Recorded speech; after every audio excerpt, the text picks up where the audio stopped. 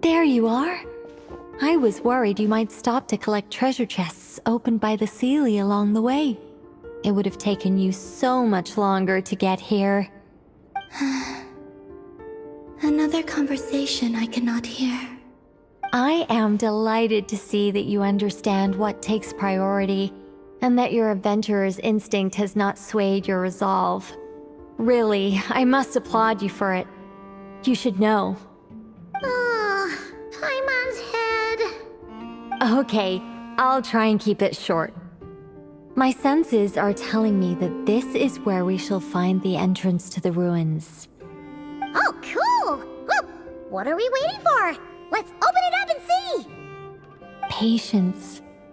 This was a sanctuary of great importance to the Hyperboreans. A special process is required to open the gate. Oh! Like the place that housed the Eternal Moon's marrow? Okay, so what's the plan? Need us to do anything? And just the short version, if you can. Ah. All right then. I was planning to start with some background on the invention of these techniques. Are you sure you don't want to hear it? It's quite informative. Remember what you were saying about priorities? Fine. Simply put, we need 3 human representatives to successfully undergo a process of Kuvaki resonance. Think of it as a test from the 3 moon goddesses to see if the entrants are qualified, with the most recognizable qualification being Kuvaki. Pretty sure Lauma would ace that test. Oh, wait. But we need 3 people. I also have no doubt that the Moon Chanter would be qualified.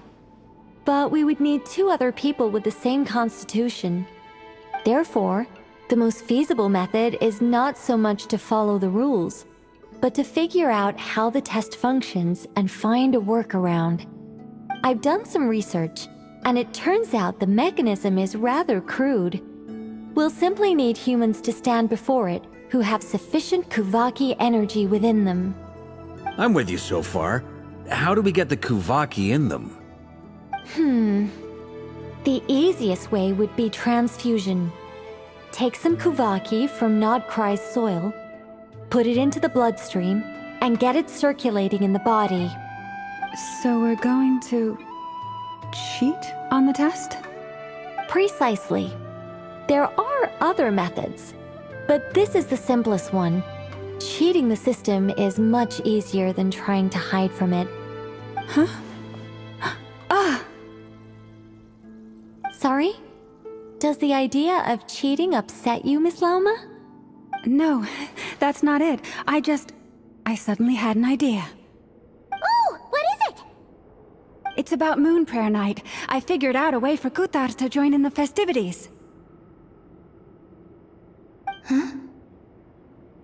But as Paimon said, we need to have our priorities straight. Let's get back to the test. I'll follow up with Nefer on the festival arrangements. Oh, okay. Anyway, is this really the best method we have? A Kuvaki transfusion sounds dangerous, no matter how you slice it. If you think that's dangerous, wait till you hear the other methods. I'd be more than happy to go through them if you'd like. There are several. No need, we're good. Let's go with this one. Very well. Kuvaki transfusion it is. Now, I should mention that the risks can be greater or lower depending on individual compatibility. It would be rash to simply infuse the Kuvaki and hope for the best. If the body rejects it, the reaction can be quite severe. The symptoms are similar to another condition that some people living here suffer from, known as congenital Kuvaki sensitivity. So, before we execute our plan, I will perform a simple test of my own to see who is compatible and who is not. Once that is done, we will have to complete the resonance process as rapidly as possible. The participants must remain stationary while the Kuvaki circulates and bonds with them, and they mustn't eat or drink anything. What? No eating or drinking? That's some hardcore fasting. They'll all be monks by the time they're through. 3 days. Oh, that's so long! And we still need people who are not just compatible, but also willing to volunteer. Fasting? What are they talking about? Really? Don't you want to think this through? Haha, count me in too. 3 days without food? I can handle that. Miss Nicole has made it clear that this is the easiest way. The way I see it, there's nothing else to discuss. It's time to step up.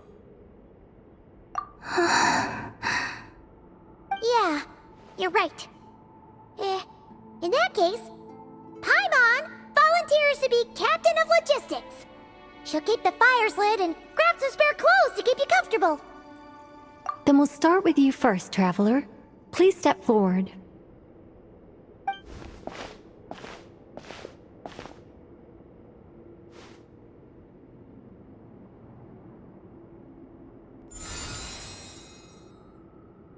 How's it going? Do you feel anything? How about now?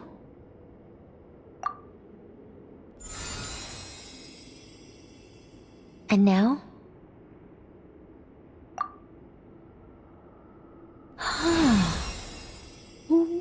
What about now? You guys, it's not a competition, you know.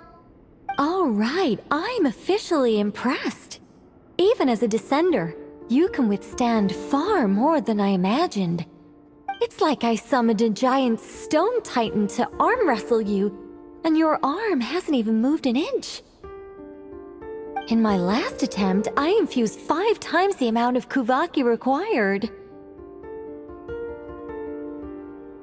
Yes, safe to say, compatibility won't be an issue for you. You're eligible to join. You're next, Mr. Varka. Sure, here goes nothing. All right, I'll start where we left off.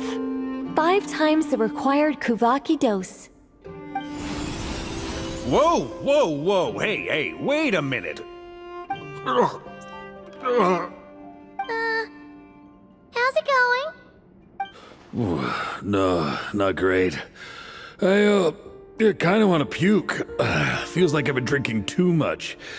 A few bottles of wine, then a big stein of Dark Horse. With some hard liquor from Liyue mixed in.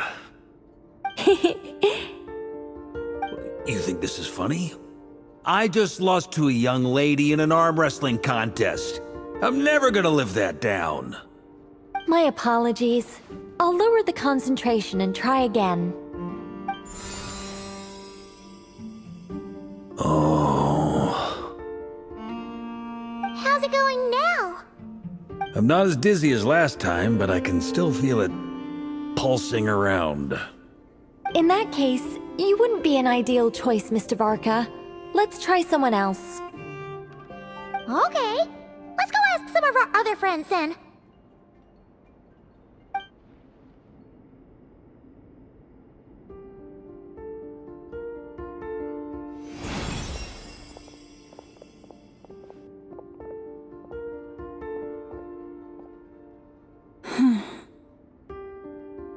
No surprises here, Miss Moonchanter.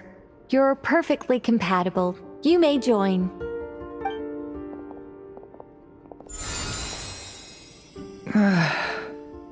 I'm getting a slight headache. Shame. You were so close. Whoa, I'm itching all over. Allergic reaction. We can't have that. Huh? Well, are you gonna start a what? The Hexenzirkel is an organization that cares for and protects children. We will not have them do dangerous things. Not even tests.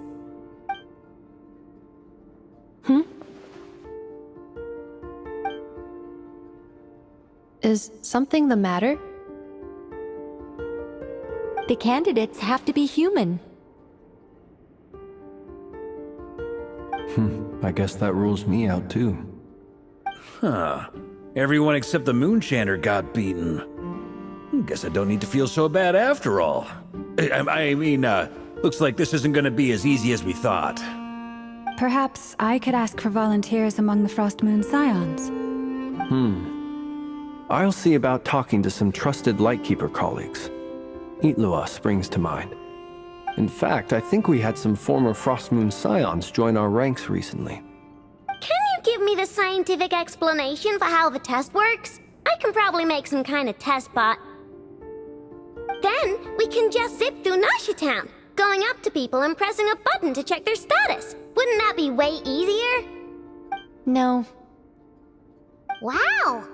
No elaboration for once. How about I contact the Knights of Favonia's garrison in the Wave Chaser plane? Shame that Lohan's already left. And that guy's even tougher than I am. Strange. The moon goddess is clearly revered by many people. So why is she on the brink of disappearing? She mentioned that the world has rejected her from the very beginning. And when we fought the Reikir of Solnari, it seemed like she exhausted her power for our sake. Also, Paimon's not sure revered is the right word for how people feel about her. Gratitude, certainly. For my part, anyway. It's basic reciprocity. She helped us, so she deserves our help in return. Yeah. Even though she looked like she didn't care, she still saved a ton of people, including me. A review of the relevant data leads me to conclude that Miss Columbina is a good person. Yep, you bet! They really think so? I'm super surprised that Columbina isn't her actual name, though. I think it really suits her. It's light and graceful and... yeah, just a really pretty name. I know, right? Unfortunately, that's not our decision to make. Columbina. That was the code name the Fatui gave me. But it also came up in the song I heard when I was born. But... is that really all there is to it? What do I truly think of my own name? Is there anyone left who will still call me by that name?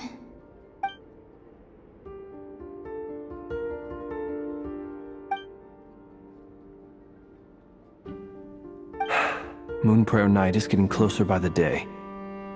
We're running out of time. We need to look for other candidates. Then allow me to try.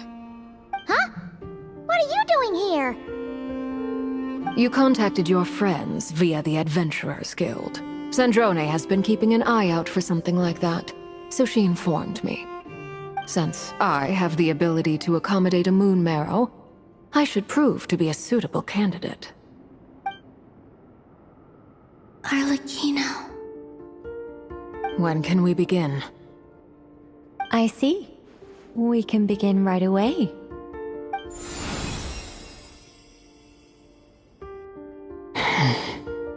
How was it?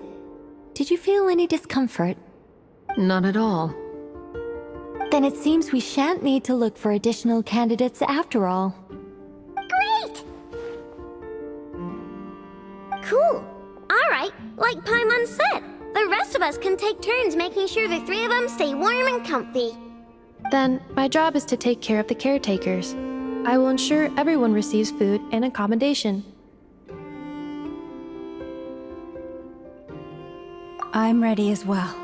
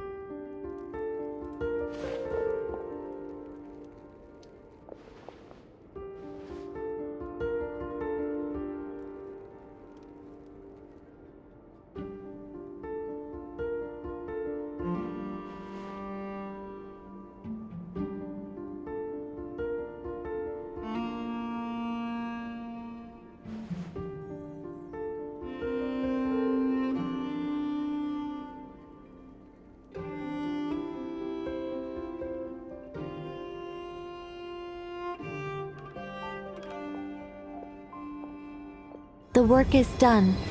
The sacred scroll shut. The stars grow dim, the people silent. The white sun sets, the silver moon rises. O path to the temple, appear now before us.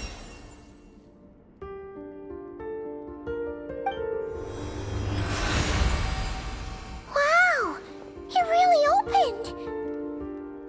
So that's what all this is about. They've been trying to open this gate. Come, let us enter. It might be best to eat something first. Take care to chew properly and swallow slowly. It will give your body time to readjust to the digestion process. They will head in soon. They will need to enter this gate.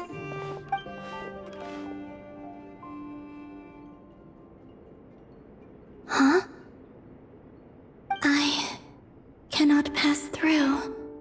Is it because I have no physical body? It has been 3 days. My strength has all but completely faded. Can I really hold on until Moon Prayer Night?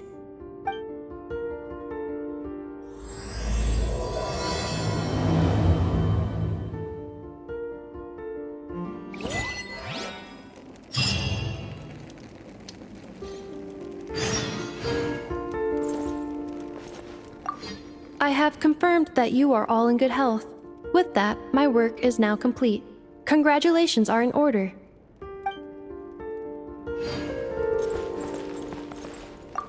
It's good to know you're all well. Puts me at ease.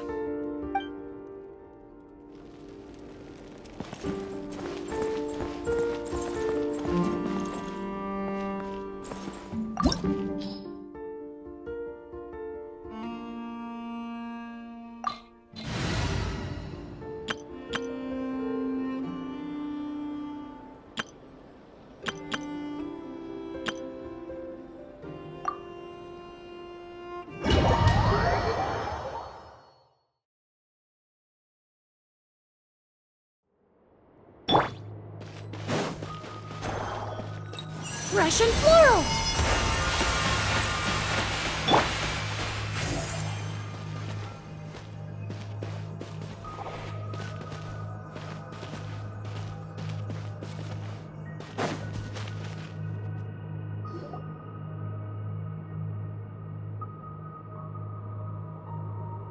Are these people... Judging by their clothes, they appear to be phantom Hyperboreans from the distant past.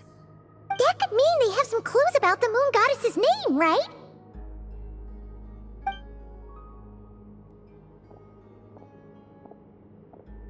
Hey there! Could you tell us what the moon goddess's name is?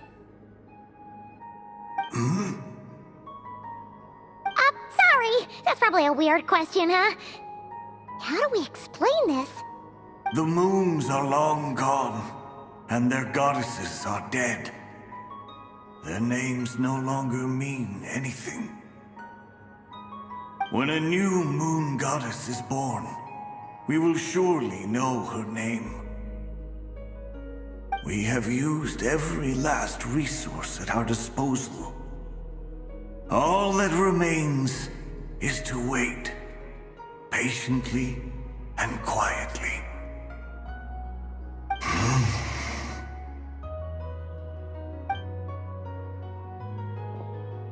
Were the people of the past all this devout? It looks like this phantom doesn't intend to converse with us any further. Surely the new moon goddess he speaks of must be Columbina. Alas, Kuthar's birth came long after the age in which he lived. But, maybe if we find a phantom from a more recent age, they might know Columbina's real name. True. Keep an eye out. We should be able to tell which era they're from by the clothes they wear. Yeah, you've been pretty talkative this whole time. What changed? Oh, nothing. I'm fine. You all make good points. When the Hyperboreans speak of moon goddesses, They mean the three from truly ancient times. I can't imagine they would know anything about our current moon goddess. There once was a time when the moon goddesses blessed them greatly and protected them from harm. So, when the war between the gods and dragons plunged the world into chaos, it seems they looked once more to the moons for help, praying for a new goddess to be born. Yeah, that checks out. Let's continue on. Who knows what else we may discover?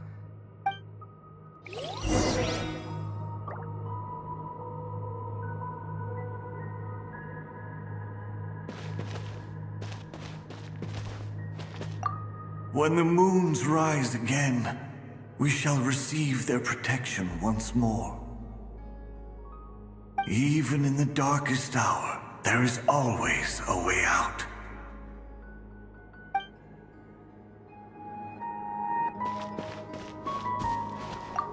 The moons have left for now, but they would not abandon us forever.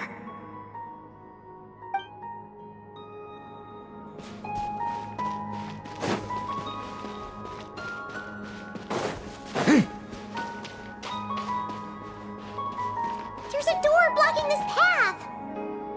Not a problem. Try this.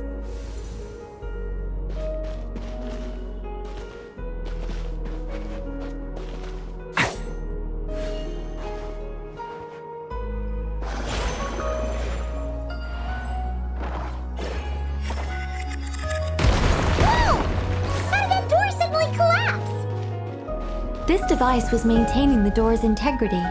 Remove the core, and the device stops working.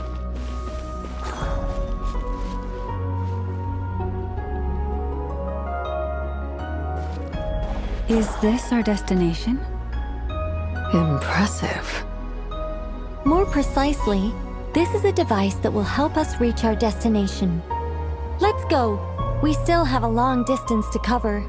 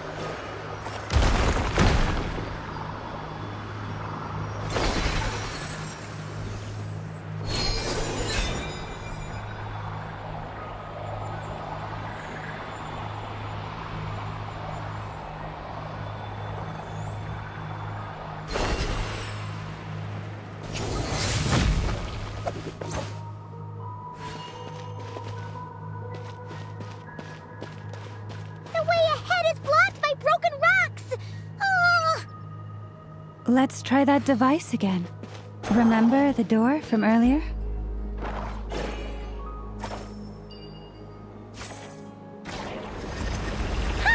So it works in reverse, too!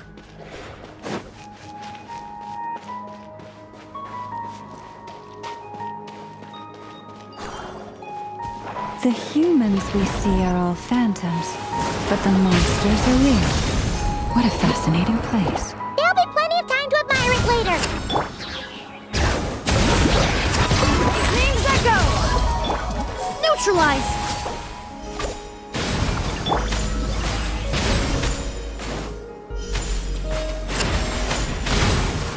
Pyroclastic surge! Rev the engines!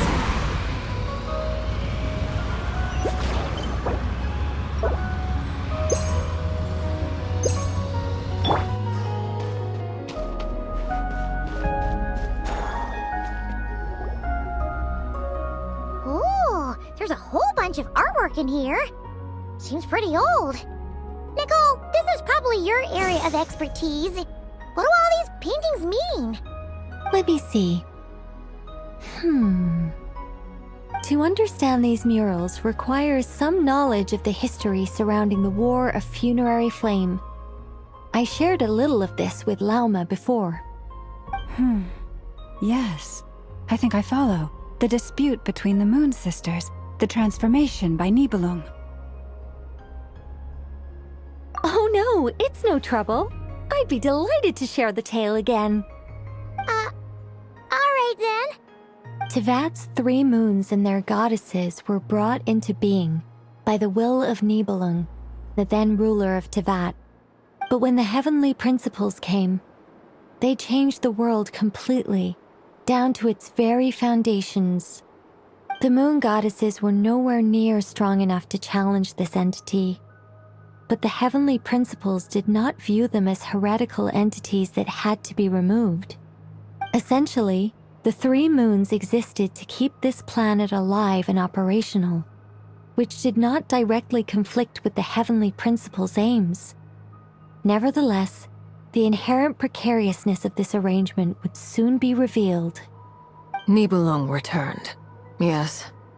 He did, and thus began the War of Funerary Flame, a battle for dominance between Nibelung and the heavenly principles. Discord would soon emerge between the 3 moon sisters. One would voice the opinion that they should follow Nibelung, for it was he who first hung the moons in the sky. Another would argue that taking sides in the conflict would only bring the world closer to ruin. There was no telling where it would lead, especially since their creator had returned, bearing the perilous power of the abyss. Nibelung would eventually discover their disloyalty. He had all 3 imprisoned before transforming the moons into weapons with which to fight against the heavenly principles. What? Weapons? Yes, the very moons that had once defended the planet became instruments of death and destruction, striking terror into the hearts of all living things. And although the heavenly principles and the 3 moon sisters had once been at peace, it now seemed that the moons posed an unacceptable threat to Tevat. It is possible that the heavenly principles did not know of the goddess's imprisonment. If so, the weaponization of the moons would surely have been viewed as an intentional breach of the peace agreement. Regardless of who knew what, when, the heavenly principles shattered 2 moons and flung the other beyond the skies. Whether the goddesses managed to escape Nibelung's captivity after his fall, nobody knows. But this much is certain. From that day on, the moons no longer belonged to Tevat. The rejection slowly drained their power until eventually they passed away. So that's the full story. You say the moons ceased belonging to Tevat from then on. Why then would Columbina be born here? That is perhaps due to the lingering connection between the Frost Moon, which was not shattered, and this world. You could see it as the 3 sisters' dying wish. They never desired war. All they ever wished for was to protect this land.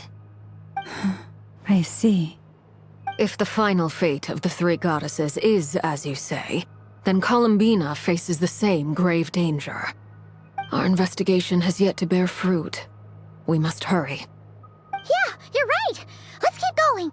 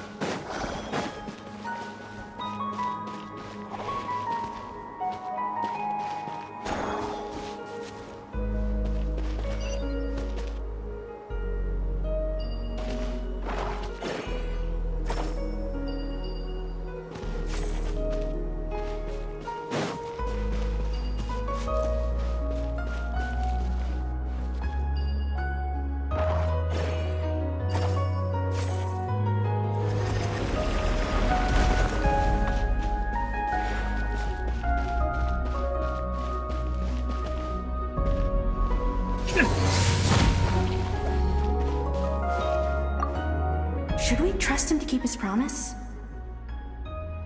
We have to. There's nothing else we can do.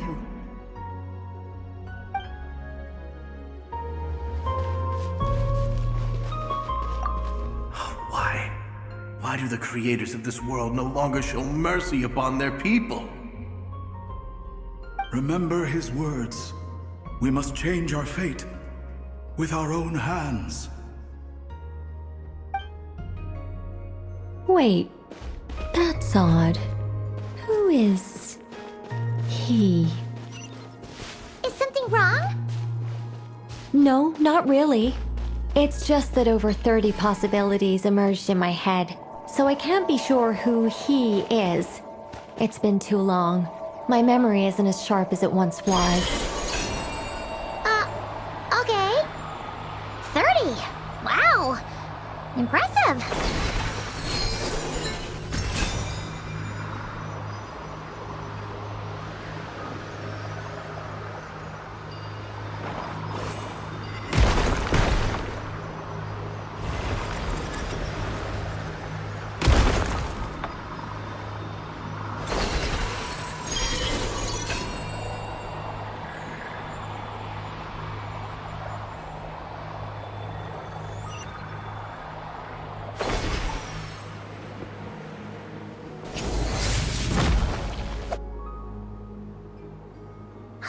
We're finally here! Guessing we'll need to activate this thing? Indeed. I was a little worried about that at first, but as we got closer, I sensed that the Kuvaki within it flows unimpeded. It should be functioning normally. The only issue is how to activate it. It's looking a little worse for wear. What about the cores from some of the other devices we've seen? Can we repair it using those? In all likelihood, yes. I imagine that would have been the Hyperborean's backup plan. Let's look for some cores.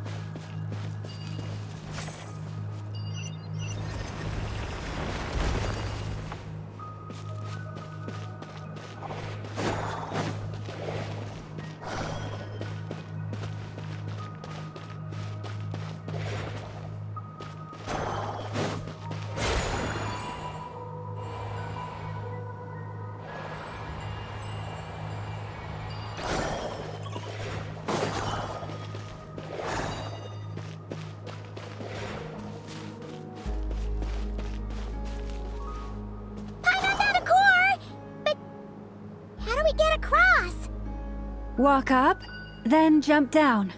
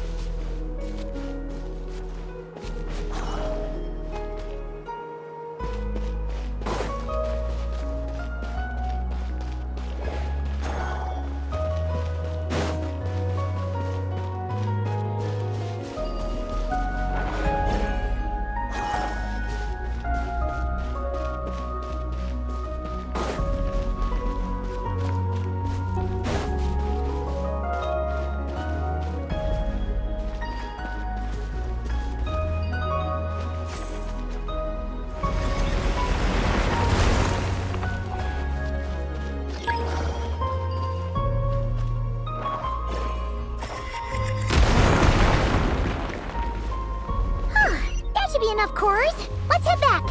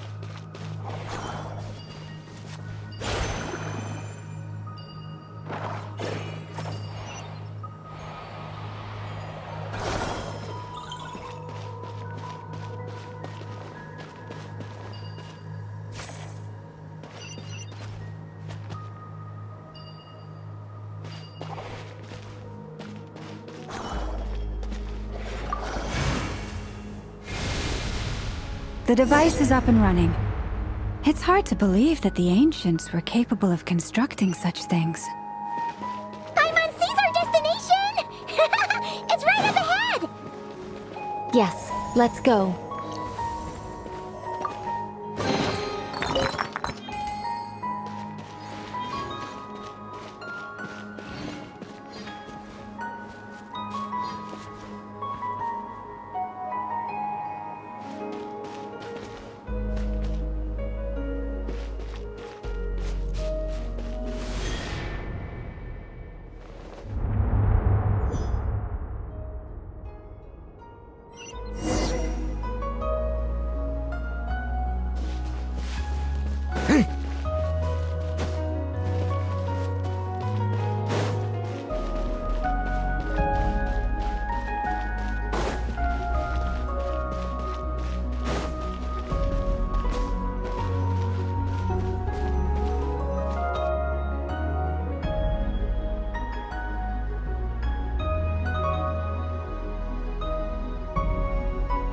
This is where the people of Hyperborea communicated with the moons. We need only place the moon marrow upon this platform on Moon Prayer Night, and we shall be able to open a portal to the moon and send our moon goddess back home. The assumption being, of course, that we can find her first. That's right. You want to know if it's safe there, don't you? And yet, she has no choice but to return. You know this. Oh, that's not the only issue here. This is the end of the line, right? We've explored everything we can. And despite looking at historical artwork and talking to people from Hyperborean times, we're still no closer to learning Columbina's name. If it's not too much trouble, could you tell me exactly what Alice said to you about finding her name? Oh, sure. What she said was... Then your first job is to find it. As a moon goddess, I'm sure she must have a name she identifies with. Neither Columbina nor Kutar is her true name, and she's never really accepted either of them. Is it not also possible that she has never had a true name? Not at any point in history? That would be a hard pill to swallow. But at this point, we may have to accept that that is the truth. No one knows how she came into being, and she certainly doesn't have parents in any sense that we're aware of. Perhaps she was never granted a name at all. But does that mean there's no way to get Columbina back? She's just gonna disappear and there's nothing we can do about it? Huh? Wait, why all this pessimism? Was it the way I phrased this question? You all seem to be taking this in completely the wrong way. Well, just because she's never had a real name in the past doesn't mean she can't have one now. What? Think about what Alice said again. She never once said that you'd have to find a new name, did she? Are you saying what I think you're saying? Yes. Names are anchors that connect us to the world. If she doesn't have one already, then all we have to do is create one, no? It's like... yes. Traveler, when you first arrived in Teyvat, do you think you would have turned around if someone behind you shouted, "Hey, Tumaini"? But what about now? I understand what you mean. Life is a long journey. Even the friends and family by our side can change over time. When people call you by different names, what matters isn't so much the words themselves, but what they symbolize. And of course, whether that resonates with you. Ether. So, close your eyes and picture the moon goddess in your mind. If you were to call out to her in this moment, what would you say?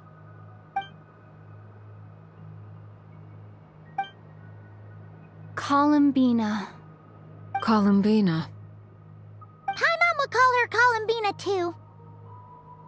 She has long forsaken everything that Kuthar represents. I think from now on I should call her Columbina too. Well, it sounds to me like you found your answer. Are you sure? Is it really that simple? We haven't found her this whole time, and not for lack of trying. For a journey like this, the process is every bit as important as the outcome. Had you not searched far and wide, rejecting every other answer you were offered, how could you have come to an answer you felt was finally correct? Oh, it all makes sense now. This has Alice's fingerprints all over it.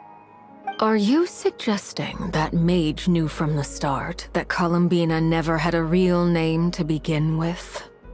I can't say for sure.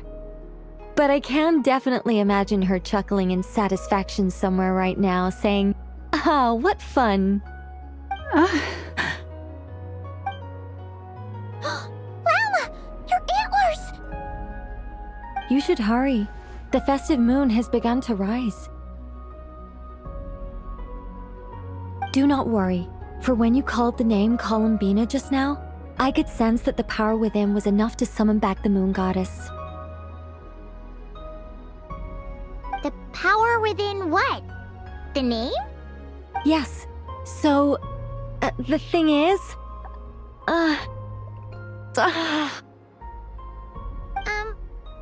What's wrong now? This is so annoying. I really want to explain how that whole thing works. Starting from the founding principles of Teyvat and... Oh, I could talk about this for hours. But... Deep breaths, Nicole. Deep breaths. You're an angel. A sober, sensible, solemn angel who has her priorities straight. Okay then. Sorry for asking. Clearly a bad call on Paimon's part. Anyway, you all need to hurry. Last thing, remember how it felt when you called out that name. Then it is agreed. By the name Columbina, we shall find her. Then we'll throw her the best Moon Pair Night party ever! And at last, we will send her home.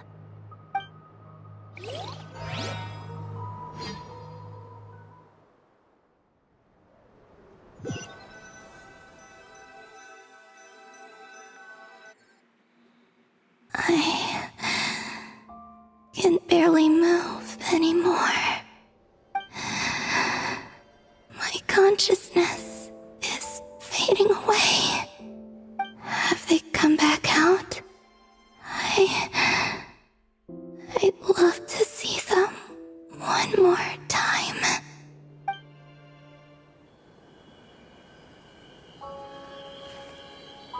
They didn't make it.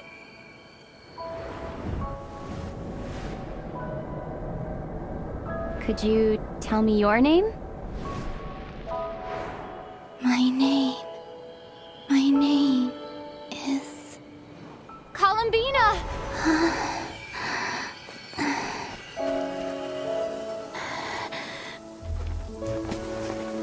Columbina! Are you here? Columbina! That's the name you gave when we first met. And it's what I've called you ever since. Columbina. It's a fine name. I have many fond memories of Columbina, and so do all of your friends.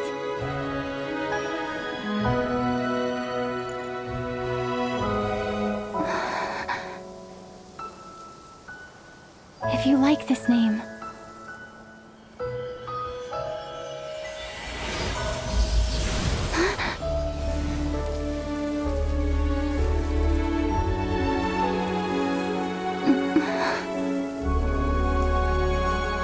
looking for me?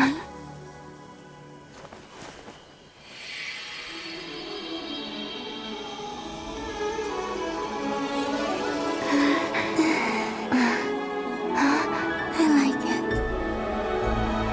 You can carry on using it. My name is Columbina Hyposelenia.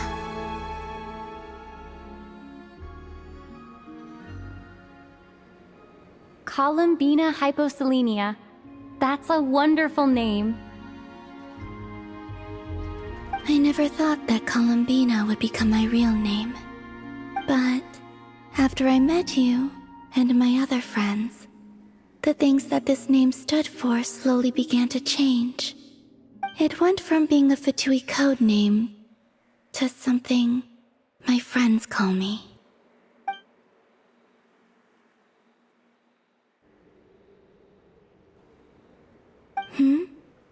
What is it? Why aren't you saying anything? I'm just so happy for you. Thank you. So, where's everyone else? We can go and meet them very soon. Everyone went to different places to try calling your name. Great. I'd like to thank them as well. Everyone's done so much for me. Searching for my name, entering those ancient ruins. Huh? Wait, so you were... Yes, I was there. Not physically, but my consciousness was still holding on. I followed you the whole way. Starting from when? You turned around and called out my name while you were in Nasha Town. Do you remember?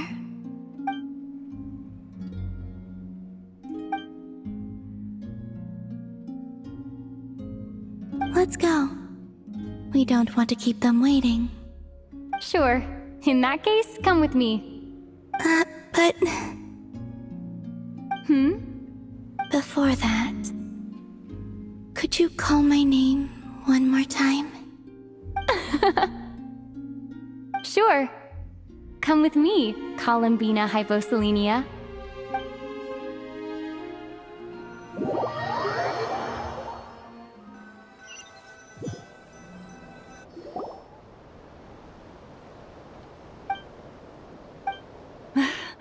Columbina!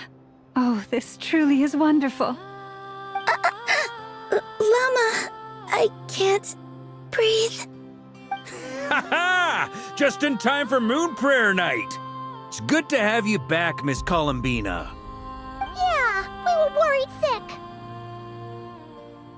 Thank you, my friends. With your help, I now have a name that belongs to me. Columbina Hyposelenia. Where's the second half from? You added it yourself? That's right. It means... Born beneath the moon.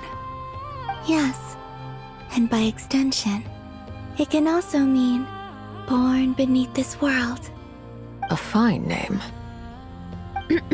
Now, as much as it pains me to interrupt this beautiful reunion, I feel obliged to remind you that the Moon Prayer Night celebrations in Nasha Town have already begun.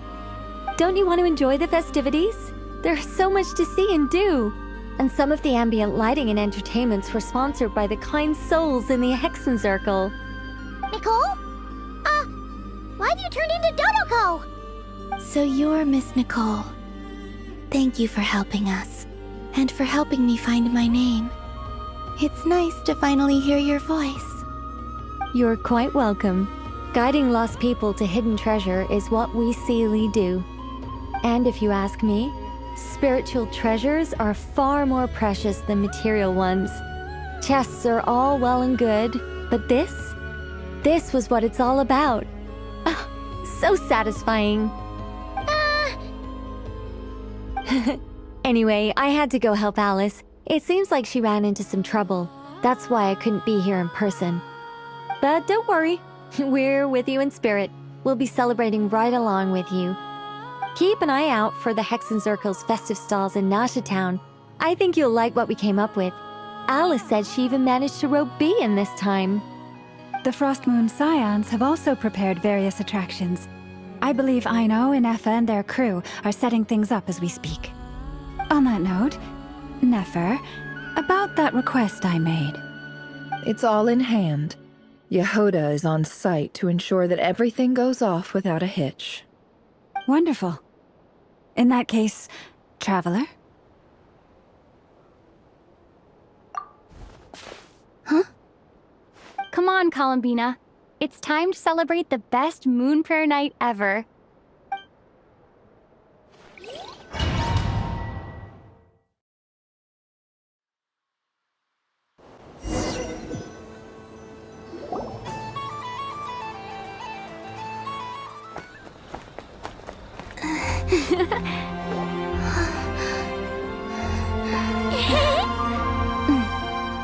Hey, young lady!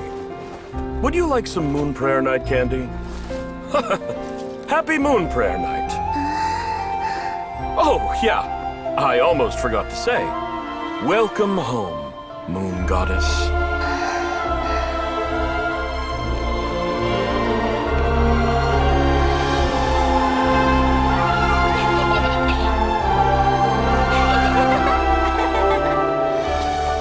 Welcome home, Moon Goddess. Welcome home, Moon Goddess. Welcome home, Moon Goddess. Turning Nasha Town into her home is a festive gift.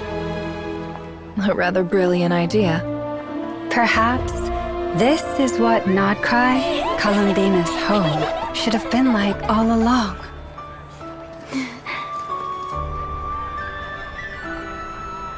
Thank you for the gift. I like it a lot.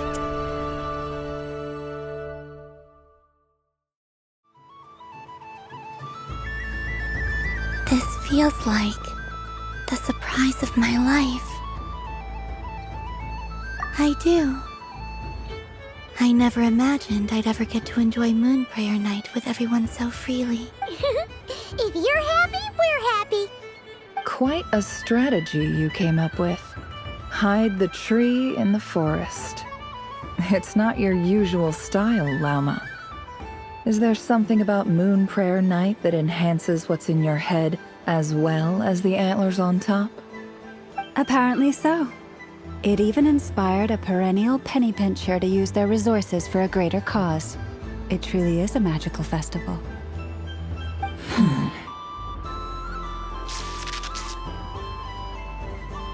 I see it now. This bickering is actually a sign of a strong relationship. Huh? What's everyone doing here? Oh! Miss Columbina, you're back! Yes, I'm fine now. Thanks for your concern. How's your progress with Alice's assignment? Very well indeed. I've never heard her sound so excited. Not like this. This time her excitement seems more serious. Seems like she's had a major breakthrough.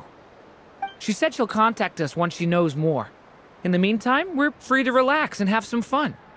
Enjoy the time off while it lasts. I have a feeling that our next task won't be so simple.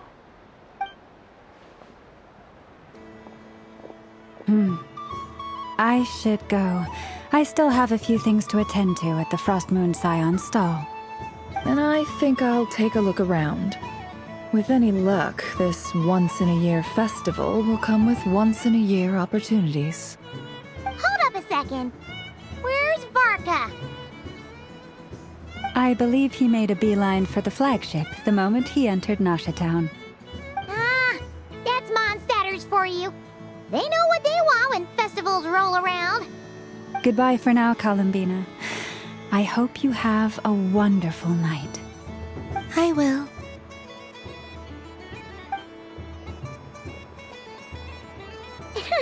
Well, in that case, don't just stand there. Get out there and have some fun. You'll definitely get a warm welcome at every stall. Oh, also, take this map with you. It's a guide to the festival.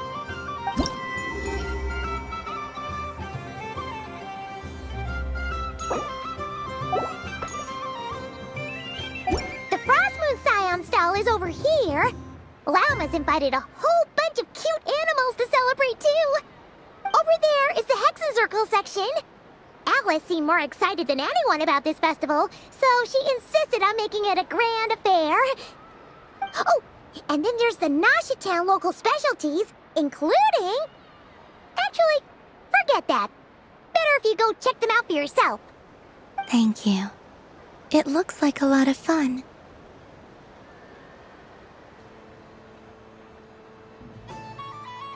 You're not coming with me? We'll be around. But don't you want to browse by yourself for a bit first?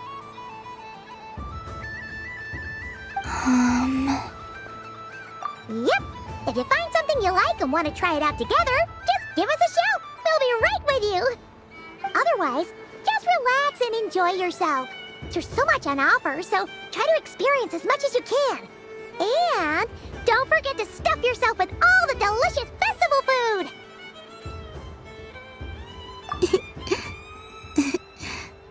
All right then. Off I go.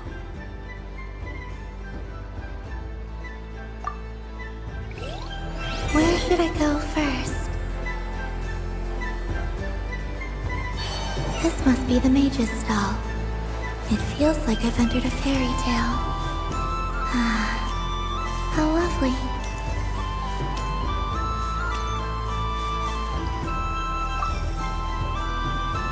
A soft and furry creature that bounces and jumps. Welcome home, Moon Goddess. This one talks too. Allow me to introduce myself. I am a Dodoco from a distant archipelago, the most mischievous of all my Dodo brothers and Dodo sisters. When the going got tough, I powered through, and when I met obstacles, I boomed them away. That sounds like a lot of fun. Doesn't it just? Oh, but then the trouble started. Recently, I found a lovely beach, the same beautiful jelly color as my hometown, and so I dove in to have a look. Only to find it overgrown with seagrass and nasty little spiky fish everywhere, looking to turn me into a Dodoco kebab. I made it back to shore by the skin of my teeth, but my tail was sorely hurt. Couldn't you just boom them away? Oh, I wanted to, believe me. But I've heard that you, Moon Goddess, can understand animal speech. The last thing I wanted was to cause a gigantic fuss and get taken to court by a school of spiky fish. I'd be driven out of these waters for good, and my winter holiday would be ruined.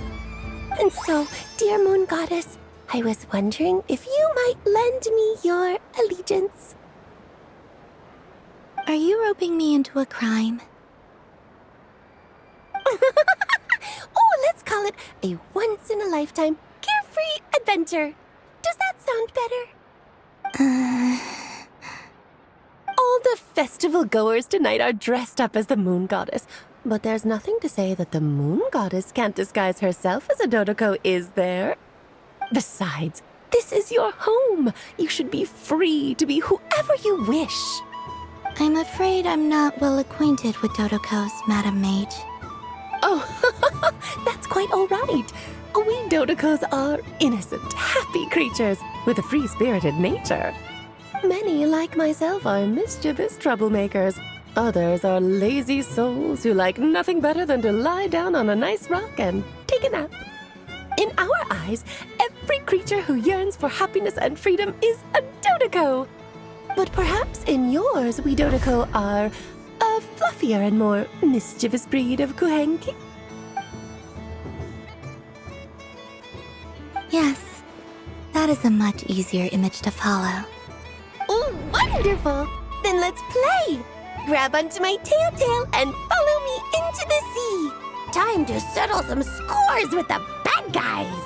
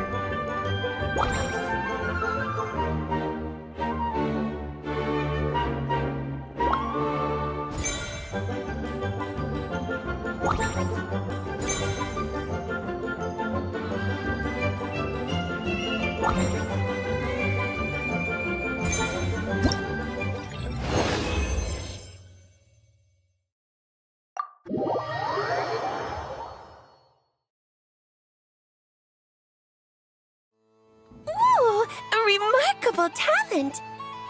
So, what do you make of it? The use of Jumpy Dumpties doesn't come as naturally to me as Kuvaki, but their unpredictability makes it fun. I think they call this... novelty? Indeed! And how did it feel blowing those pesky nuisances away? Not bad. Any guilt? What do you mean? Oh, wonderful! Lovely answers to all 3 questions. You've passed the safety test. Now I can give this special bomb to you as a souvenir. Remember, if you find any meanies living on the moon, you can use this to boom them into oblivion. I will.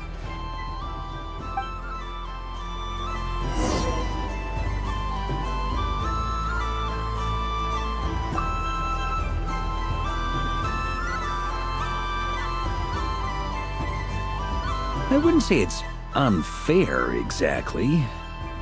I mean, your voice goes right into people's heads. How would you explain that to the kids? You can't just explain it away as magic. Is something the matter? Ah, Miss Columbina!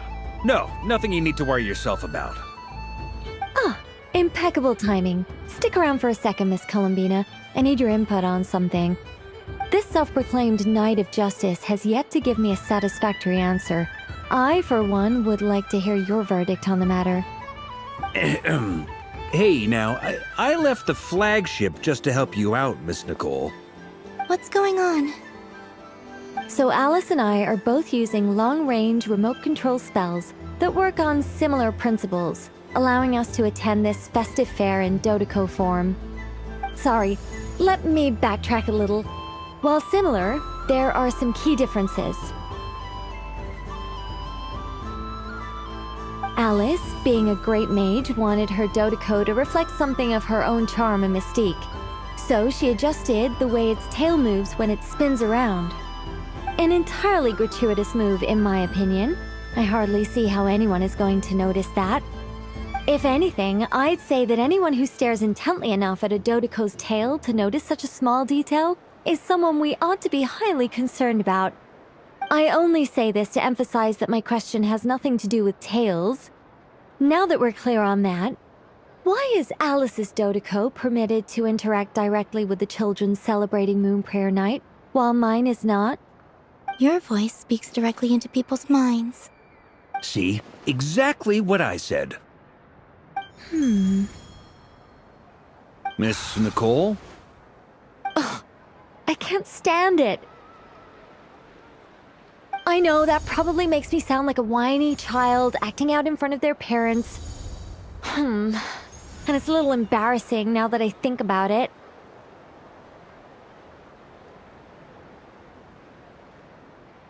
But hey, I said it now, I can't take it back. That would be even more embarrassing.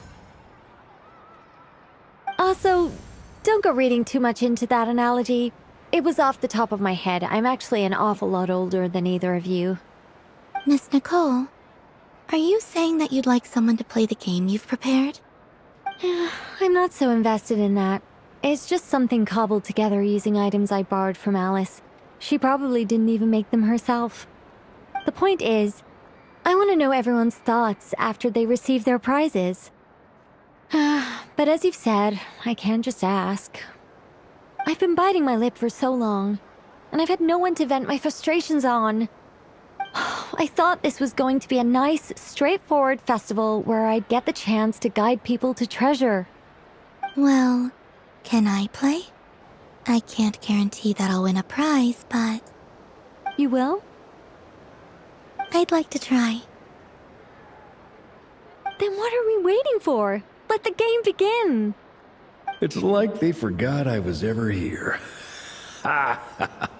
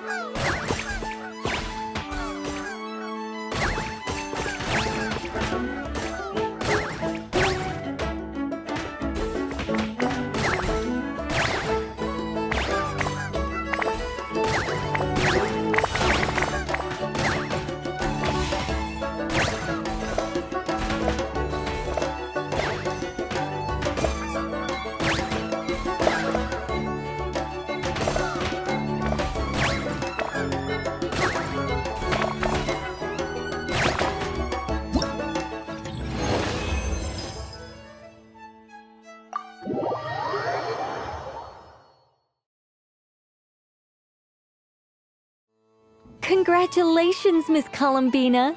With your great wisdom, you have overcome every obstacle in your path, and conquered the great challenge posed to you by fate. Fate? Well, something to that effect. If you'd prefer something more poetic, it could be the icy winds or the dawn. Anything you like, really. You could even go with the challenge posed to you by Dodeko, if that's what you're into. Anyway, you can take or leave my suggestions. Moving on. All my hopes are now resting on this. Can I open it now? Stop teasing me. Please, I'm begging you. No more talk. Just open it. Wow. What a lovely sculpture. Classic and cute at the same time. Thank you, Miss Nicole. I'll always treasure it. There we go. Music to my ears. You have my sincerest gratitude, Miss Columbina. Thank you for sharing your precious time with me and fulfilling my wish. Don't mention it. You've all done much to help me. And still, I'm the one receiving all these gifts.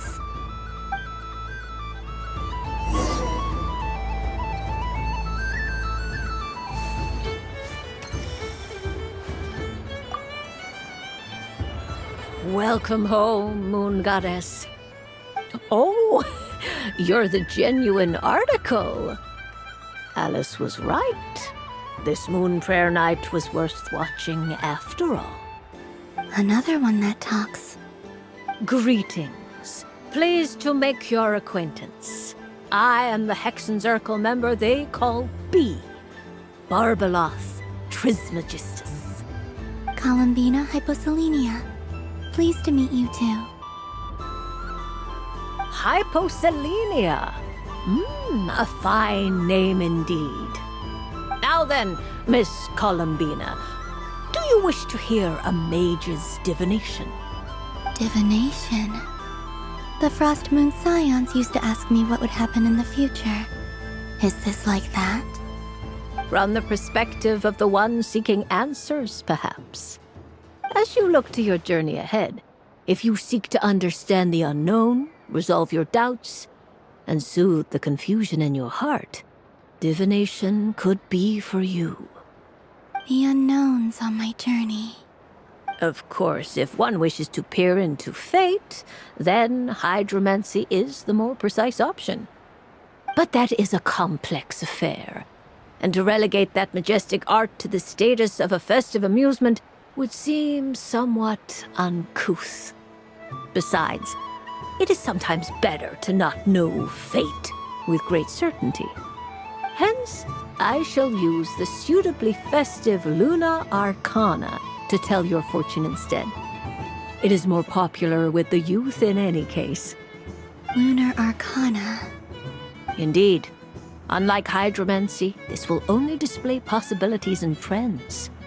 People like to think of themselves as creatures of agency and free will. Peering too far and too clearly into the future is detrimental to both body and soul. I'd like to give it a try. Of course you may. Come then, take a seat, Miss Columbina. Before we begin, are there any specific questions you would like to ask? Let's stick to general possibilities and trends, like you suggested. Very well. Then I shall use the basic Lunar Arcana deck. Now, try to relax. Cast your mind upon the things you have experienced and the things you are soon to experience. I will shuffle the deck. Would you like to cut the cards yourself? You do it. No problem. Now then, to make things easier for the seeker, that is to say, you, I shall decipher the cards from your perspective.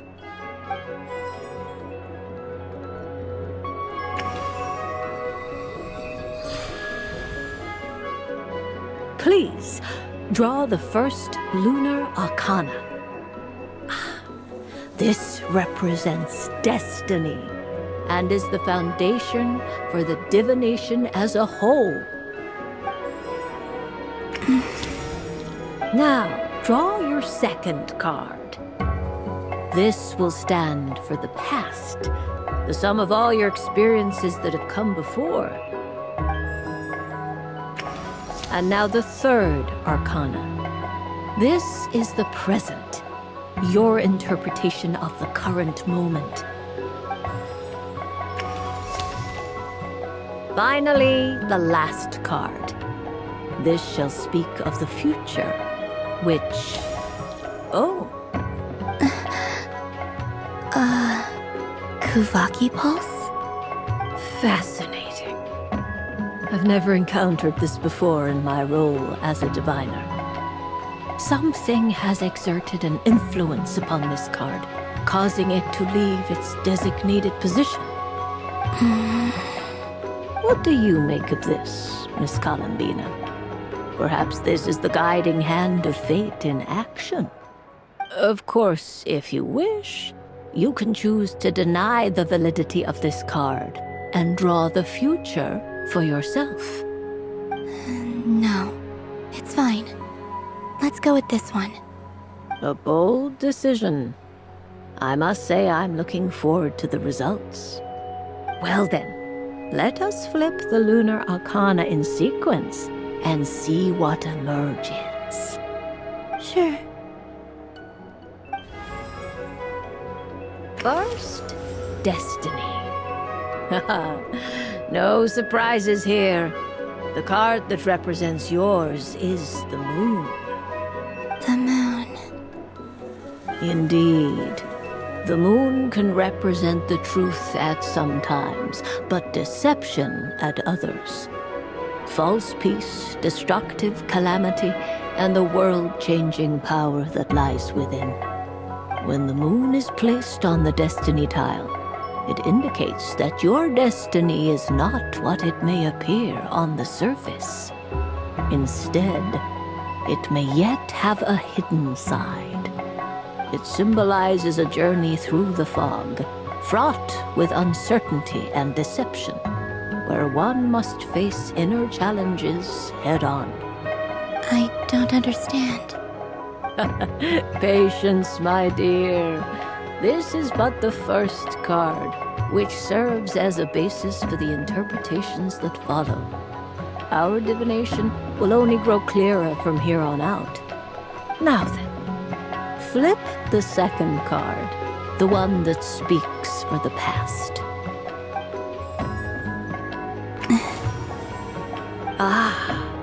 The Hermit, but inverted. Inverted? Yes. The Hermit symbolizes solitude, introspection, and the pursuit of truth. When inverted, it represents isolation, truth out of reach, and a path that leads one astray. Combined with the moon as one's destiny, the Hermit inverted represents a choice you made to stand alone in the past. It was a choice made not out of fear or arrogance, but for reasons that others could not perceive. You fumbled through the darkness without a guide, but you did not find your way. Rather, you went astray. More than once, it would seem. Is this about how I became Kutar despite not wishing to become a god? And how I joined the Fatui because I yearned for a place to belong? I suspect only you know the answer to this question. All is not lost. The past is in the past, and so it shall remain. Shall we look into the present now?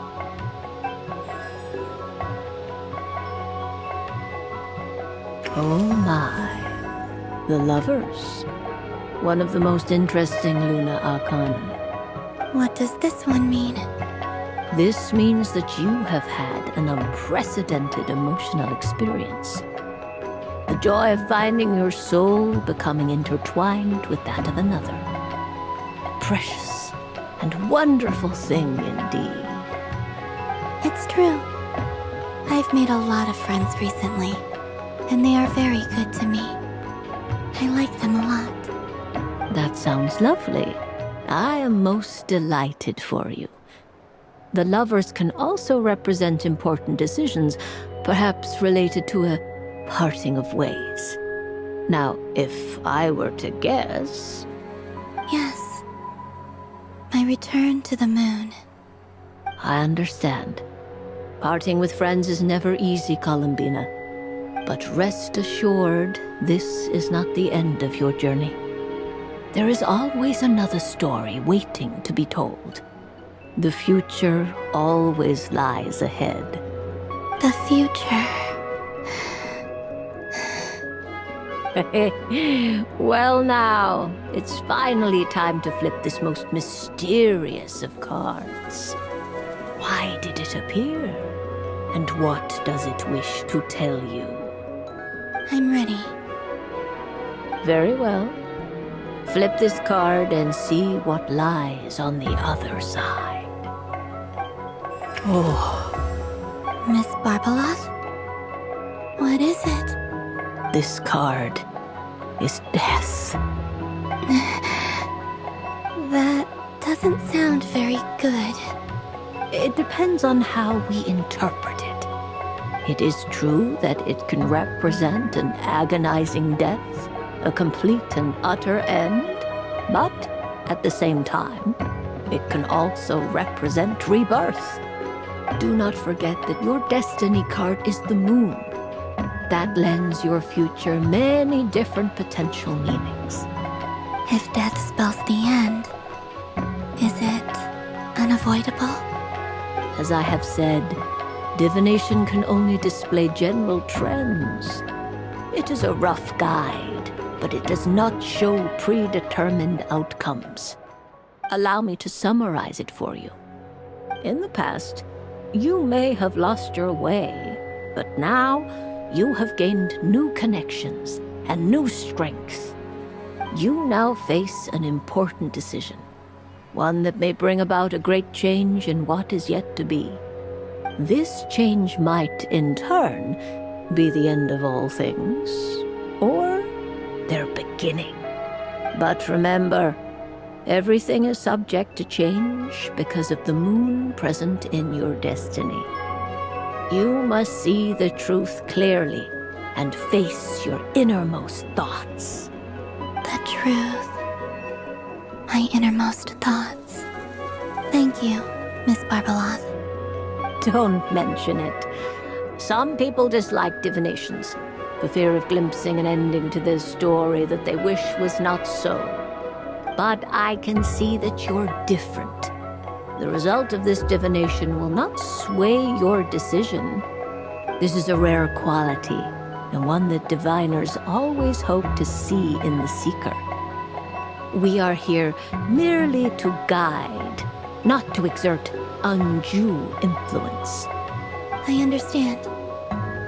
Go then and illuminate your future, Miss Columbina. The moonlight that shines from you now is most captivating.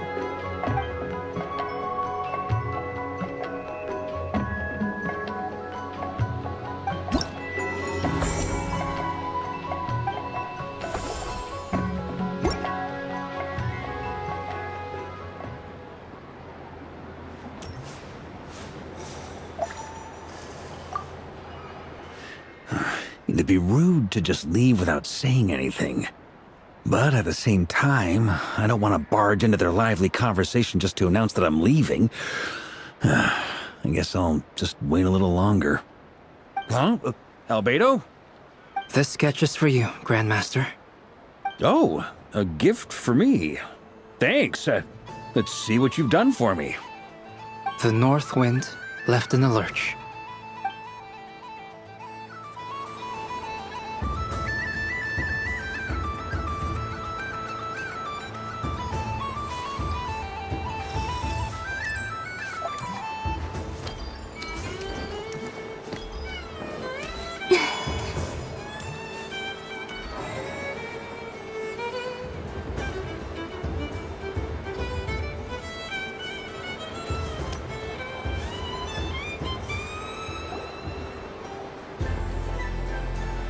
Dodoco's Whirligig! Come check out Dodoco's Whirligig! Ah, welcome home, Moon Goddess. Might I ask what this is? Ah, it's a very special amusement sponsored by the Great Mage herself. Ride on a soft and furry Dodoco and embark on an unforgettable adventure. I say that, but I'm just following a script here. Who is this mage, anyway? And what the heck is a Dodoco? I'd like to ride. No problem. But, are you by yourself? Is that not okay? Oh, no, it's fine. It's just that each Dodoco can accommodate 2 passengers. Would you like to bring a friend along? My friends... That should do it. Now, we just need to get everyone else to draw something on it too. But we gotta keep it a secret from Columbina. Traveler.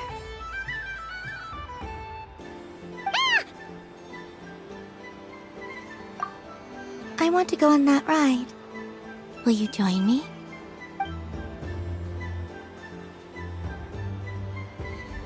Let's go then.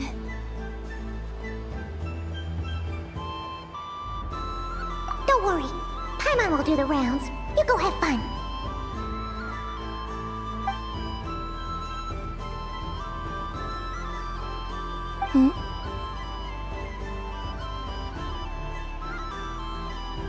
All right. I think we have to wait in line over there. Please take your seats. For safety reasons, you mustn't try to leave the ride before it comes to a complete stop.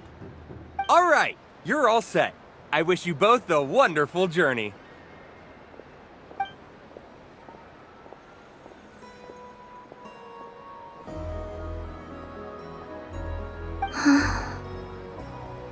Not bad.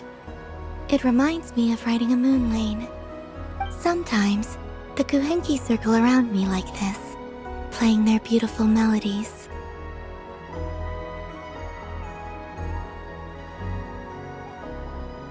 Yeah, I'm going to miss them.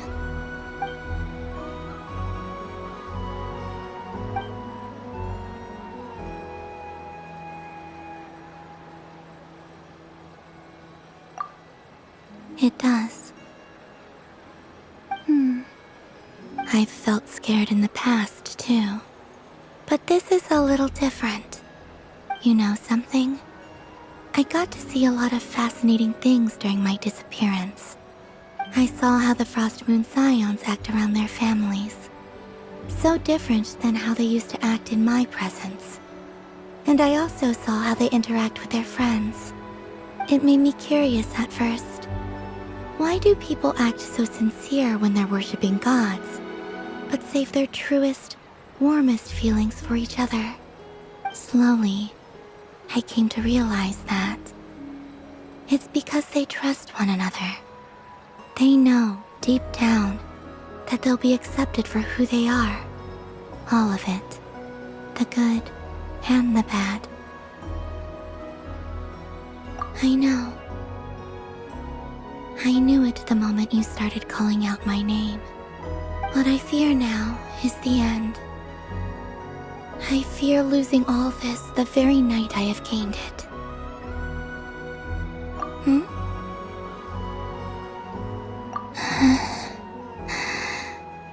Thank you for this conversation. Thank you for listening to me. Don't worry.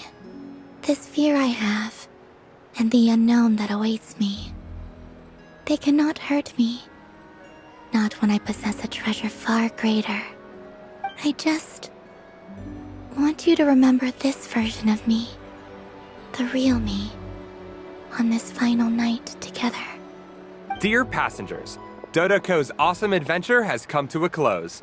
Please leave in an orderly fashion, and we look forward to seeing you again in the future. Don't want the journey to end, huh? Don't worry, you two. There's always another adventure waiting just around the corner.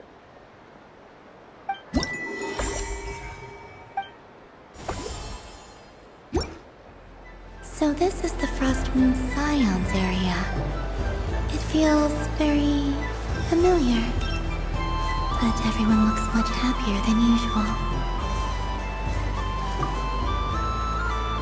Fun ride, huh? You and Columbina looked pretty sad to leave. This isn't gonna make Paimon dizzy, is it?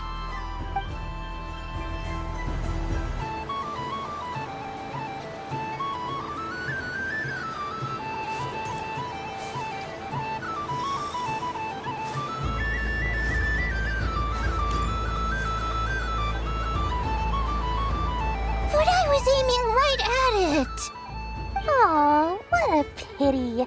I saw it with my own eyes. You were so close. So very close. That's not true. It dodged out of the way right as I was about to snag it. I'm sorry? You heard me. This paper frog can move. I swear. Dear, oh dear, what are you saying? How could a paper frog move? Unless you believe there really is magic in this world. But even if I, the mere humble merchant that I am, knew such magic, surely I would not use it on a paper frog. I'd sooner give Mora legs, so I could walk right into my purse. My dear, dear customer, why not have one more try? This time I'll give you 12% off, a very generous discount for one of my most regular customers. Just think about how much experience you have under your belt now. You're sure to win the next one. Darn, I used up all my coins. I'll be right back. Just gonna fetch some more from my house. Take your time, but don't take too long. This event is Moon Prayer Night only. Miss it, and you'll have to wait a whole year before I'm back. Next customer, please. Welcome. Hello.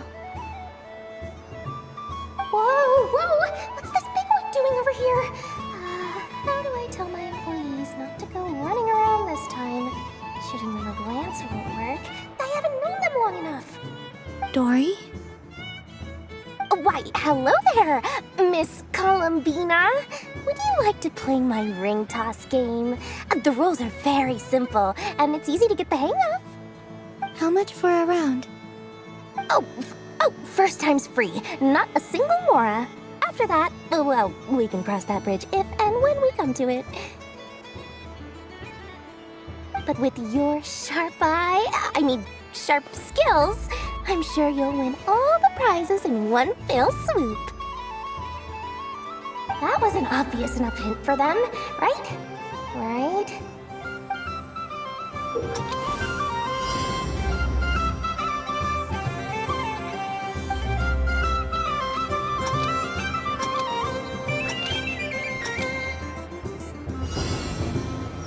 Here comes the ring! Oh, peanuts.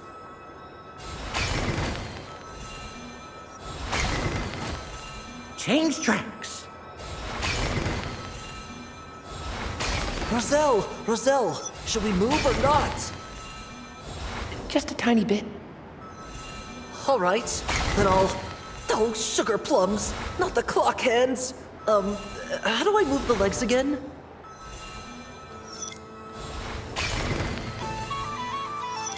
Stop it! Stop dodging!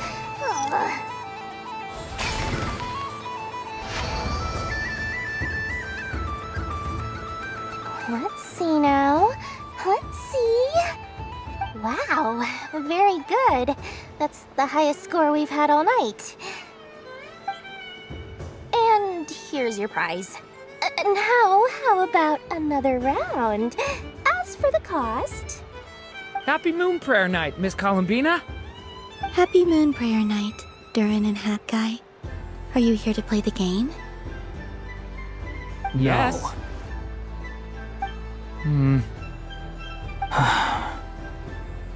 You said we were just coming here to say hello. I did, but then I recognized a few more people as I got closer. Do my eyes deceive me? Is that... It's our little dragon. He's all grown up. Someone's popular.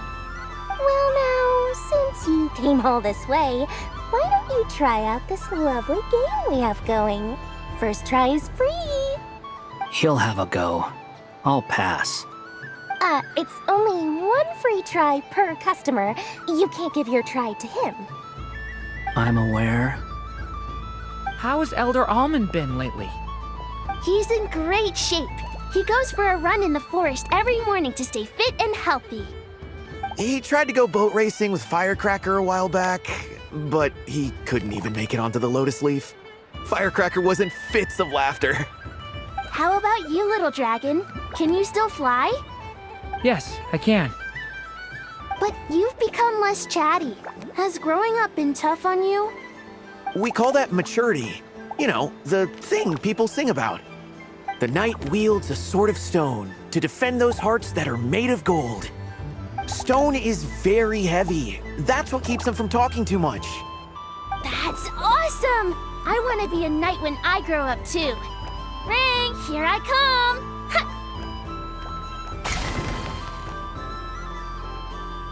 Oh, the hat-wearing man. I never thought I'd see you again. You seem more determined than when I saw you last on the train. If you say so. Oh, I do say so. The people you once helped see it clearly. It's because you are once again on the right track. May the engine in our hearts propel us to the station of our dreams. I can move! I can move now, Roselle! What are they doing, running into the rings like that? You got them all so quickly! I have never seen anything like this in all my travels. Is this guy actually an old friend of theirs? But how? They're origami animals and clockwork people from a fairy tale. Getting to know them would be quite an arduous task, unless they share a hometown? I have to get to the bottom of this. Next time I see the Great Mage Alice, I shall demand answers. Thank you, Dory. I had a lot of fun. Now for your prize. Where did I put it? Give me a moment to dig it out. Oh, sweet grand prize. How I wish I didn't have to let you go. Good thing I've already turned a profit from the customers earlier in the night. Otherwise, I'd have wasted all my hard work. Okay, I'm back. What? I leave for 2 seconds and someone's already claimed the grand prize? Oh, well, these things happen, you know? Perhaps you'd be interested in one of the other prizes instead. We've got all kinds of wonderful goodies here. Is this the thing you wanted? Here, you can have it. Huh? But... Don't worry about it. It will be happier with you. Oh, thanks so much, miss. Moon Goddess. Oh, goodness gracious, Columbina. Give me strength. How am I supposed to make any more money from this child at this rate? Daddy, look! That's the game I was telling you about! Forget it. She is the Moon Goddess after all. I'll think of some other way to swing this. Maybe I can try to hook this new kid. Huh? Oh, someone already won the grand prize. You can take mine if you want. What? Why?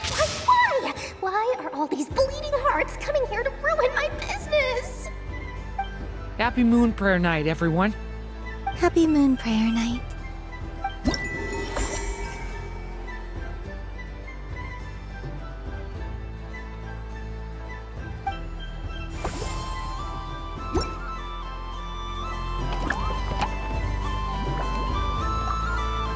If all the prizes are gone, I might as well close up shop for the day. But you haven't had your fill of fun yet, right? So the next time a customer shows up, you're going to have to run faster, all right? And remember, run out of the rings, not into them.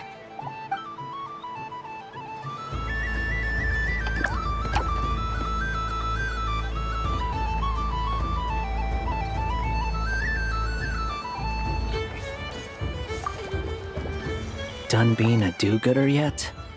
Thanks for coming here with me, Hat Guy. Are there any games you'd like to play? It's your turn to pick. I'll come with you. Why does that hamster think you've grown up? You haven't changed at all. I know you don't mean that. You're just taking the opportunity to make fun of me, aren't you? Even if you won't admit that taking some time to compose yourself is important, I can see that you're doing it in practice. Otherwise, you'd have taken off your hat and flown away by now. Looks like Albedo's socialization program has been far more useful to you than all those Vahumana textbooks.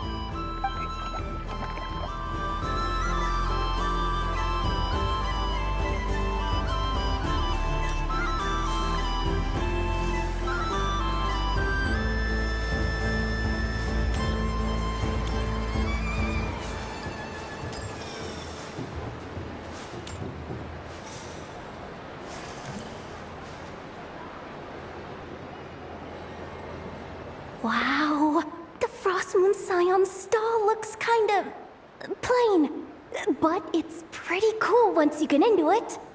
I don't go to Hisi Island much, but it's got that, like, old world cultural feel. And if culture means we get more festivals, I'm all for it! Hello, Yahoda. Columbine! Hello, Moon Goddess? That was too close. I almost gave the game away in front of the staff. Oh, wait, what's the deal with her shoes? They don't make a sound when she walks. I could do with a pair of those. Do you like balloons too?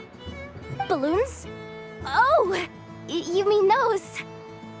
What's so fun about balloons? I'm not a kid anymore. They're probably more up Aino's alley. Yes. The animals seem very curious about these strange flying objects. I was drawn here by their voices. I recently learned a fun new game you can play with balloons, so I decided to come and give it a try. A new game?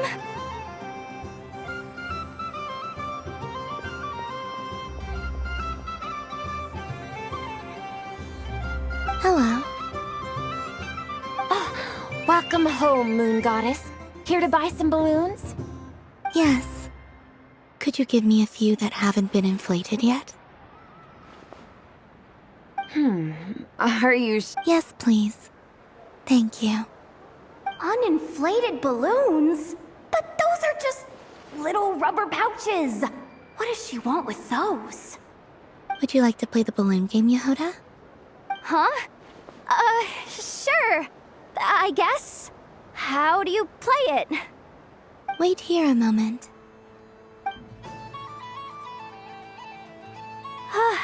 Oh. This is so weird. What have I got myself into now? I thought I saw Columbina nearby. Uh-oh! That's the fourth Harbinger! Although she's helped us out quite a bit, she's good people, right? Is she looking for Columbina?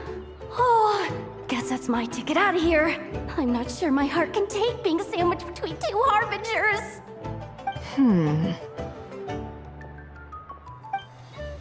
Which stall is she checking out? Oh, it's that other Frost Moon Scion's one. Try on the headgear, see what it's like having antlers or animal ears for a day. Oh, I wouldn't be caught dead wearing that stuff. So embarrassing. I have enough gear to carry as it is. Wait, what? She put it on? How peculiar. This would take some getting used to. I wonder if this is what it's like for Lynette. really suits you, ma'am. What is this? She was so intimidating a moment ago, but now, dang, she's really rocking those ears. How does she make them look so cool? I suppose I may as well keep them on for now. All part of the festive experience. She's coming this way.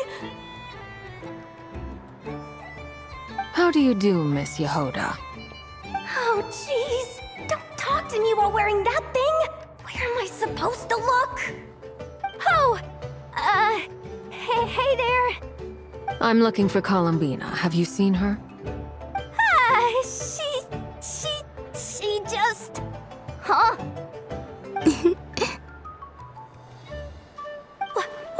Wait, is that what she meant by balloon game? Yeah.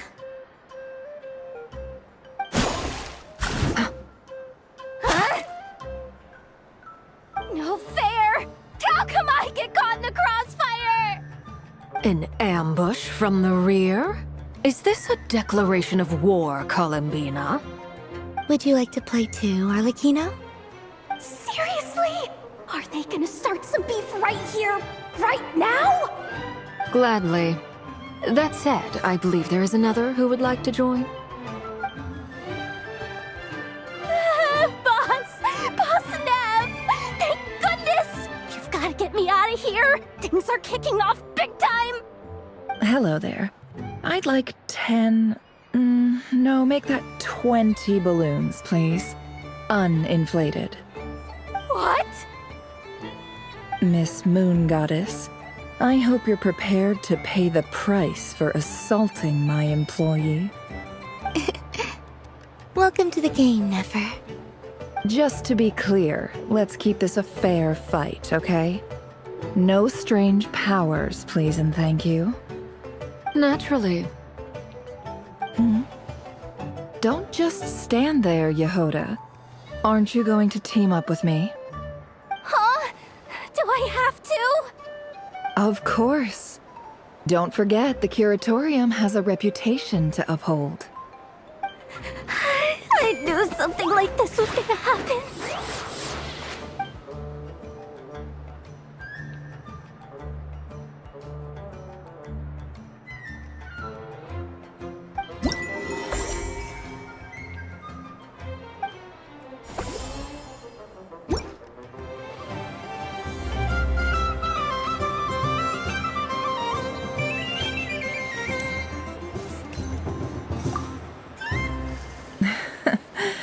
That was fun.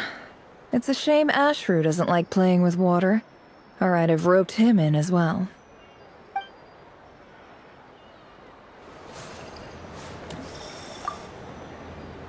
I just had a water fight with 2 Fatui Harbingers. Pretty scary, but also surprisingly fun.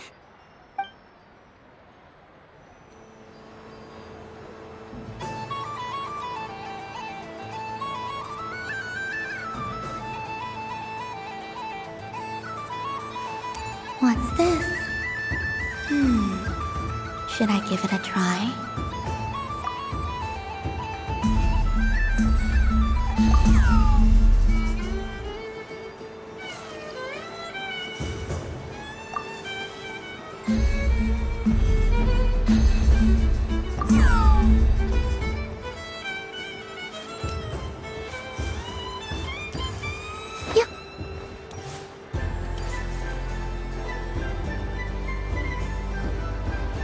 I wish for a never-ending supply of laka berries.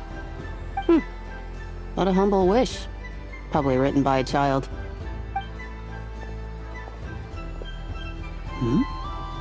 Is that Lama the Moon Chanter?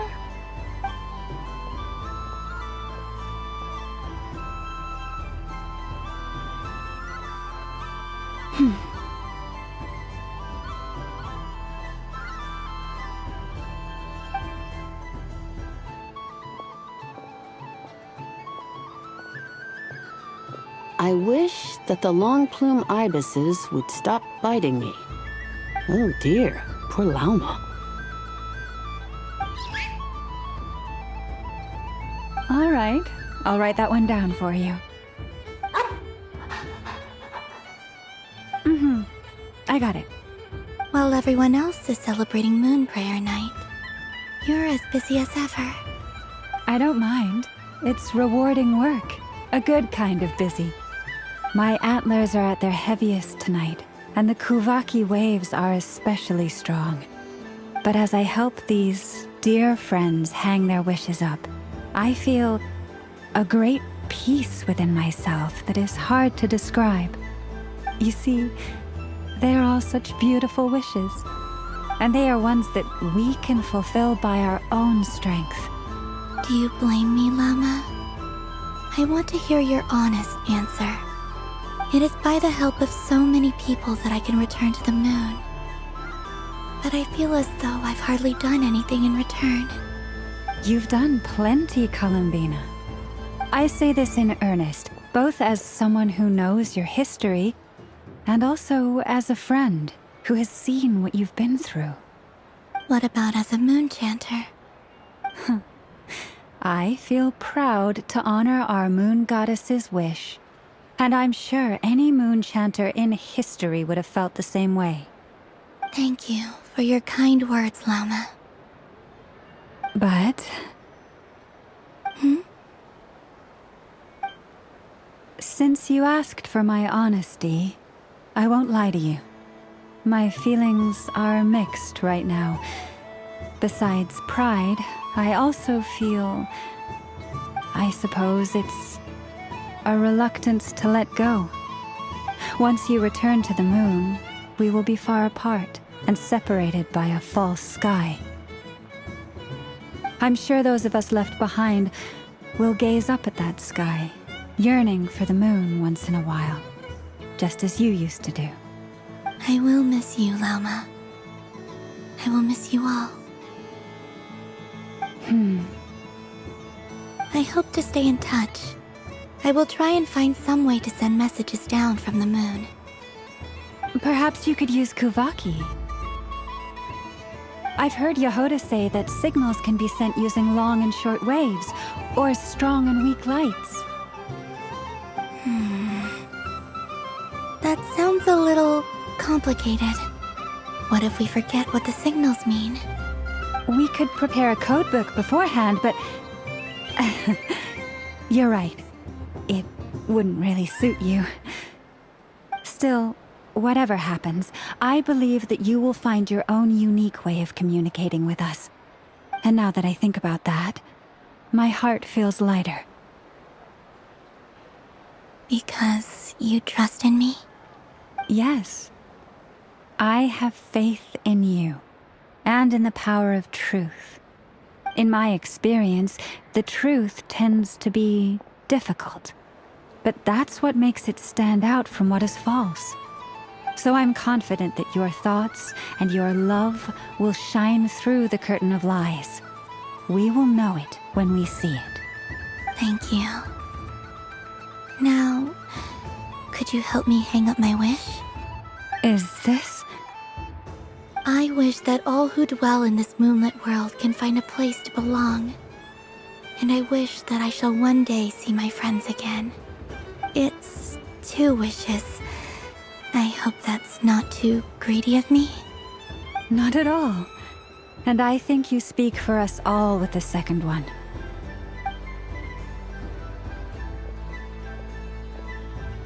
I shall continue to pray until the day that all of these wishes come true.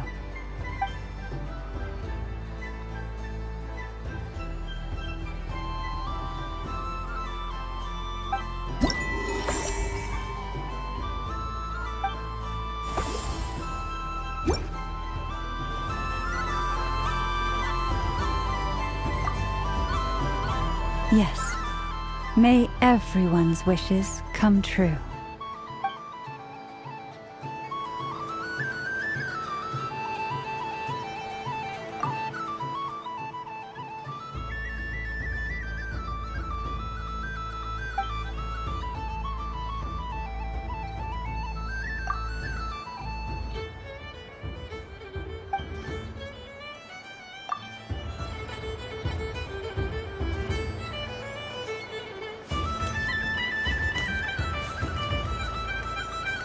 sunny days. I prefer sunny days. Ah, well, you are as warm as the sun itself, Moon Goddess. Very well. I believe your spirit animal has to be this most adorable chic badger. Wow! Thank you, Mr. Talking Magic Lamp. Have a very happy festival, Moon Goddess. Lance? That's you, isn't it? Shh. It's our little secret, my dear traveler in Paimon. Okay, sure, but why are you here selling sugar sculptures? Everyone celebrates in their own way. After gazing into the abyss and spending time around gravestones all year, what better way to relax than to see sunny smiles on the faces of the living? Besides that, I like to think of myself as a fair judge of character. I dare say matching personalities to confection suits me rather well. That's not what Paimon was talking about. Aren't you afraid that your true identity might be exposed? Should I be? There is all manner of magic in the air this moon prayer night, thanks to the work of the great mages. I see Miss Columbina is hiding in plain sight. Why should I not do the same? Why miss this rare opportunity to enjoy a special evening in my true form? Fair enough. You got a point there. People who don't know you will probably think you're just a talking lantern. Well, now that we see eye to eye, what brings you here? Not a search for your spirit animal, I presume? Ah, well, actually... Here, see for yourself. Oh, this is... How wonderful. A beautiful idea. Yeah, we just met Barca, and he said that having everyone draw their own section was kind of boring. So, he did your bit for you. Ah, Varka. Ever the maverick. I see his artistic skills are truly one of a kind. In that case, I shall paint something on Mr. Albedo's behalf in a short while. What? Why not now? Ahem. Welcome home, Moon Goddess. Phew, that was close. Hello, Flins. She recognized you right away! What keen eyes you have, Miss Columbina. Especially considering they are shut. I did not see you. Rather, I sensed you. I can sense the fluctuations in Kuvaki all around me. One would expect no less of the Moon Goddess. Might I interest you in some candy? Yes, please. Excellent. I shall make some for you right away. Something the matter, Miss Columbina? What about my spirit animal? All the other children carrying sugar sculptures are talking about it. Wait, is she taking the test seriously? Ah, my apologies. How could I neglect that? You are quite right, Miss Columbina. Every one of us has a magical creature living in their heart. Would you permit me to help you find yours? Yes, please. Do you prefer the day or the night? Night. Which of the 4 seasons is your favorite? Winter. Think of a perfect day. What is the weather like? Sunny, rainy, or perhaps cloudy? Rainy in the morning, sunny at night.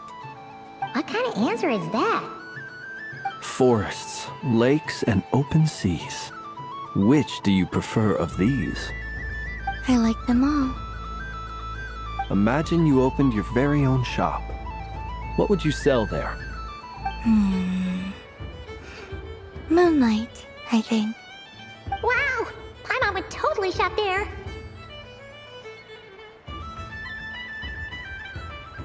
It wouldn't cost anything. You'd just need to visit.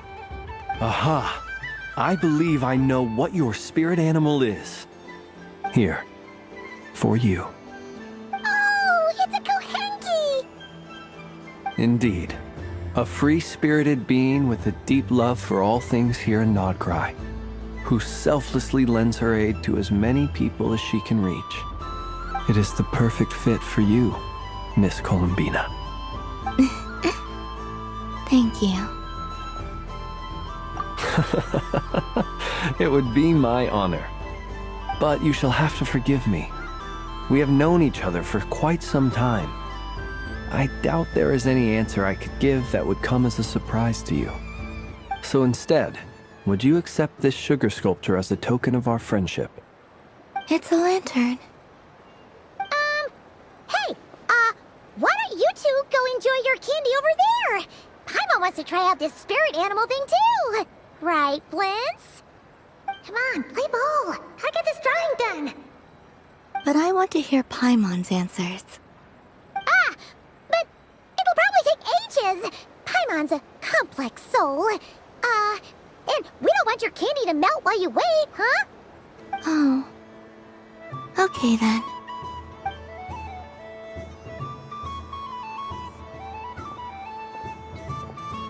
Phew. Nice excuse, Lady Paimon. That was some quick thinking. Yeah, no thanks to you. A little help next time.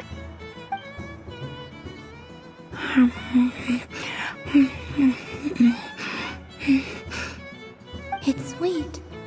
Is that Laka berry? I wonder what flavor the traveler got. This way, this way! It's the candy-selling lantern! I'm coming! Of course. Traveler, maybe we can share? Yes. I found out recently that people share their food sometimes, so I'd like to try it. Or, thank you.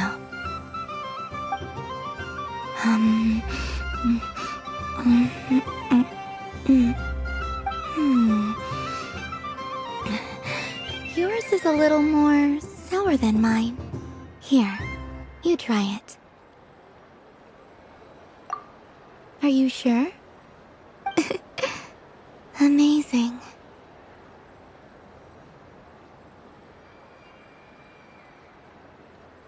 My sugar sculpture has shrunk, yet my heart is filled with feelings of sweetness. I will remember this feeling.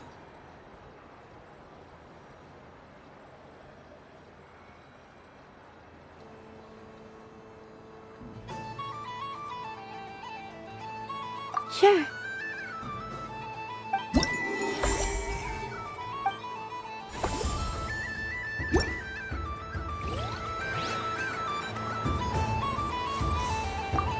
Something about festive lighting always has a way of putting the warmest smiles on people's faces.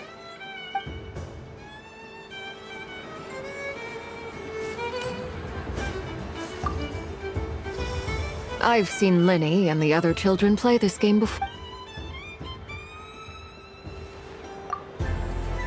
I've seen Linny and the other children play this game before.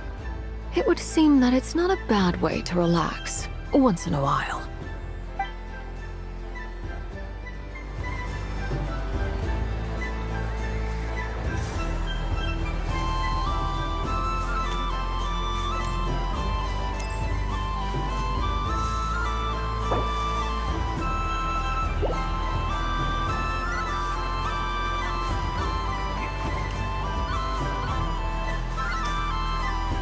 There are so many attractions here. Since I rarely get out, I might as well make the most of it.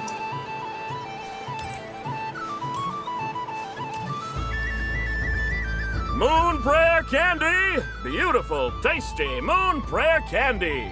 Buy a whole box, share it with your friends and family! Candy? To share? I wonder what flavors everyone would like. Welcome home, Moon Goddess. Fancy a box of Moon Prayer Candy? Sure. I knew you would. Now, what flavor would you like? I'm not sure. What flavors do you have? Is this for yourself or as a gift? A gift for my friends. Ah, I see. In that case, I'd recommend apple, lockaberry, or midsummerberry. Those are the most popular. Do you have nocturnal blossom flavor? Huh. I've seen couples give those as gifts before, but I did not know they were edible. No? Okay then. Moonfall silver? You did say this was for friends, right?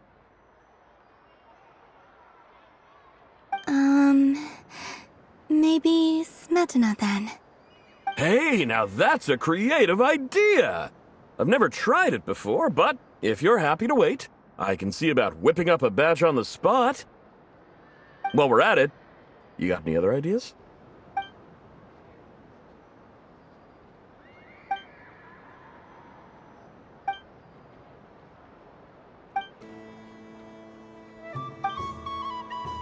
Here you go. Every flavor you asked for is in there.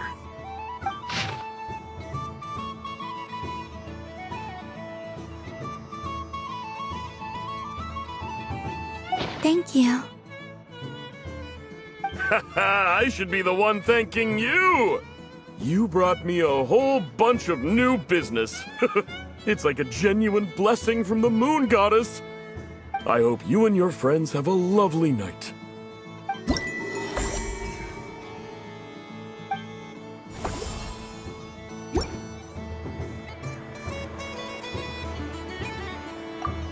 Assorted Moon Prayer Candy! All your favorite flavors in a book!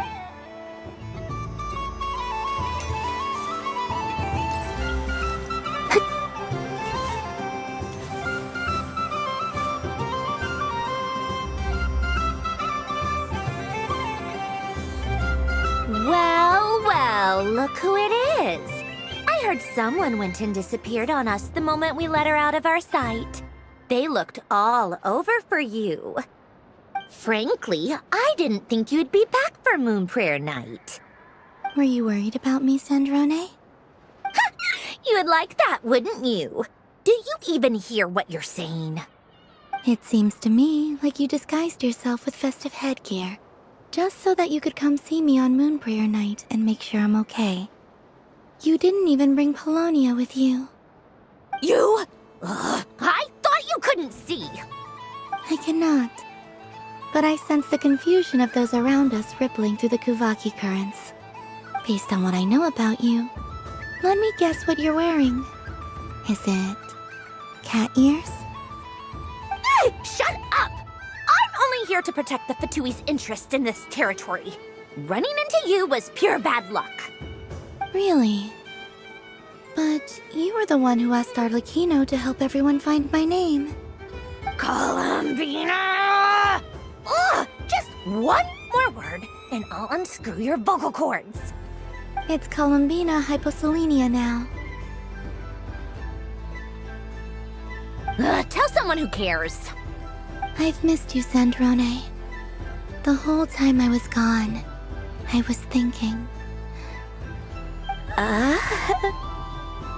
I hope I get a chance to say some ugly words to you. Is that supposed to be a joke? Anyway, let's go play that game. What? You mean that frostfin whale? Yes. It's some kind of game where you get bitten if you step on the wrong tooth. Seems like fun. Who in their right mind would wanna... Because you're not a scaredy cat. Fine! You wanna play? Let's play. Don't complain when I kick your sorry butt. Lovely. You old geezer! I'm gonna beat the pants off you! Just you watch! I almost forgot. Sandrone? What is it now? You'd better not lose, or I'm going to beat your head in. What? Allow me to demonstrate since I'm feeling so nice. You just step on the teeth, like this.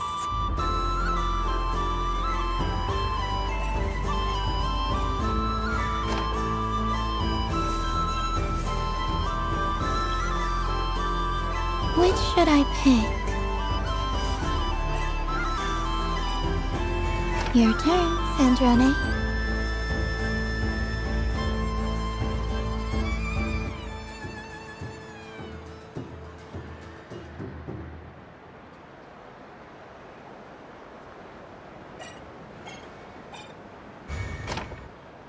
Don't come crying to me if you get bitten.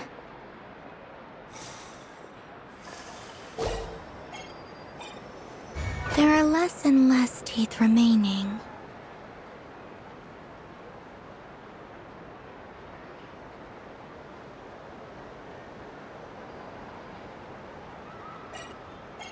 Huh? What's that noise?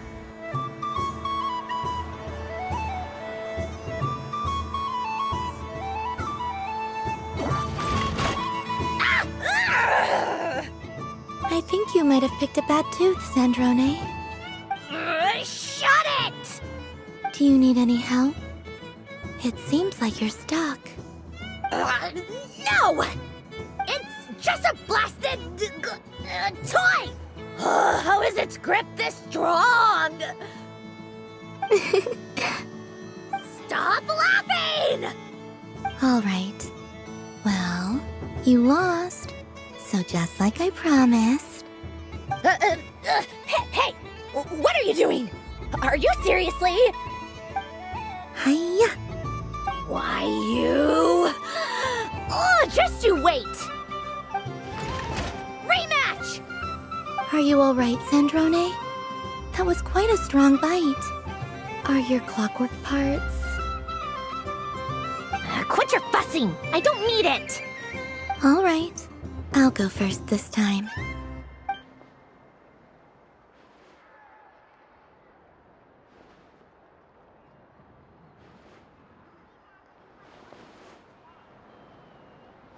I see it now. She can sense which teeth are rigged. So I just need to avoid the same ones that she does.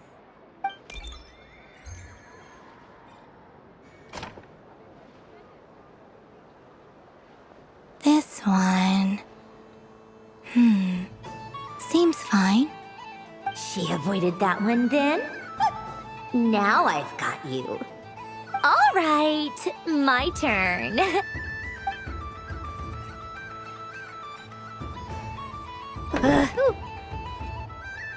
What? Looks like you lost again, Sandrone. Wait! There's more than one bad tooth! Bonk.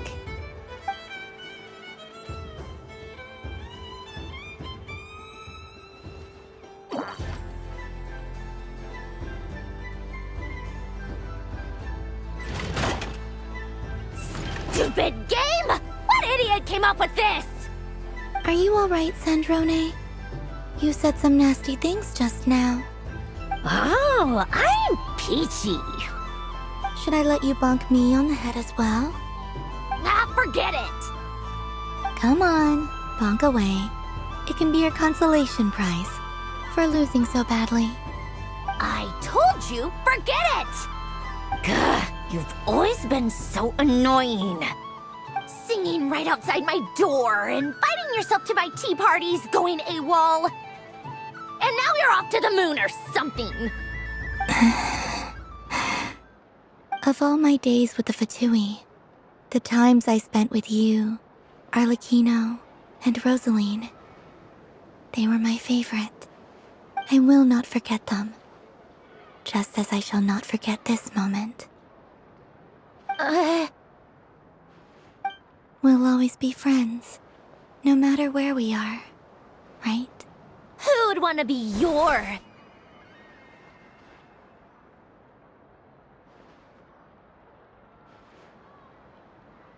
I'll miss you, Sandrone.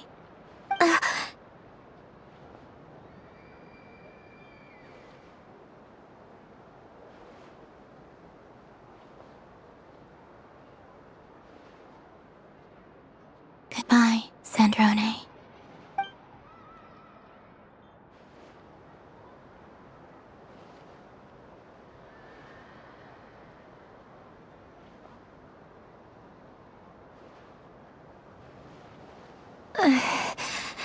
I'll miss you too, Columbina. Sorry, what was that? Ah! Ah! Yeesh! No need to freak out. What's wrong? We've been looking everywhere for you. What do you want? Oh, nice ears.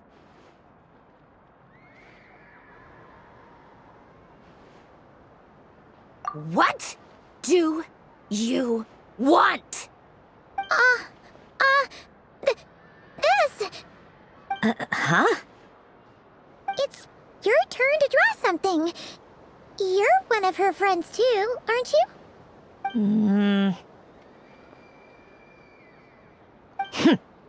Doesn't know how lucky she is. Sorry? Nothing. I'm done. Take it. Oh, that was fast. Oh, and one more thing. Last time we spoke, you mentioned you were interested in the Narcissan Kreuz Ordo's research, remember? There were too many people when we last met, so we didn't get the chance to do this. What are you talking about?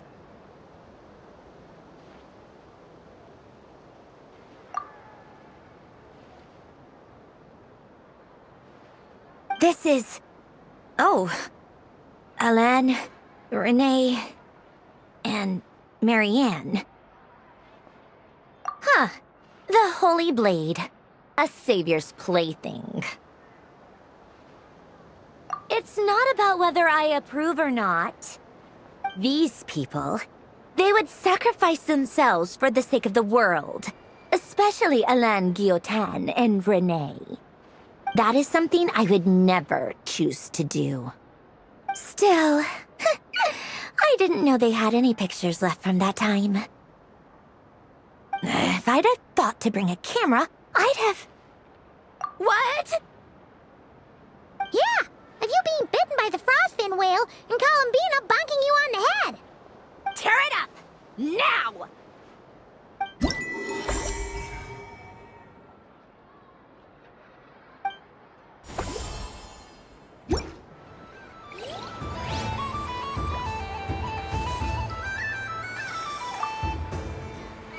What's there to see on that moon anyway? Let her go up there and cry alone. See if I care. You're giving me candy? That isn't like you. This had better not be some weird prank. Coffee flavor? I thought you hated coffee. It's extra strong too. You didn't do all this just for me, did you? Hey! Don't take it away! I never said I didn't want it. I mean, you can't unmake the candy now.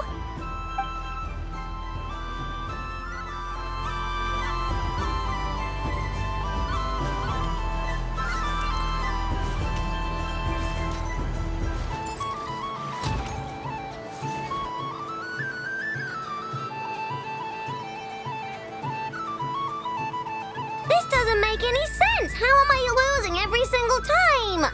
Wait, Inefa, you're cheating, aren't you? Yeah, that must be it. I am not cheating, I know. Uh-oh, sounds like Inefa's turning into a big baloney bot. I think it's time for some serious maintenance. Moon Goddess, help me. Miss Columbina, I know, is attempting to cheat. What the? I'm not the cheater! You're the cheater! How dare you throw it back at me?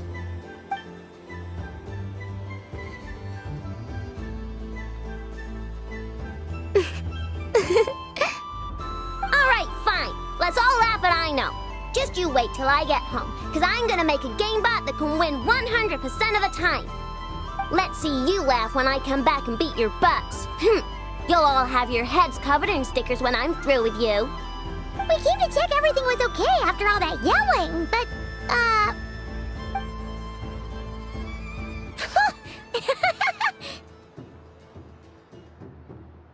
Whatever it is, it sounds like cheating is allowed. Kuhenki concentration. Each player starts with differently colored Kuhenki. Each round, they draw one Kuhenki from their opponent. When a player has two Kuhenki of the same color, they make a pair and can be discarded. Any that can't form a pair must be kept. The round ends when a player can't form any more Kuhenki pairs, and that player gets a sticker.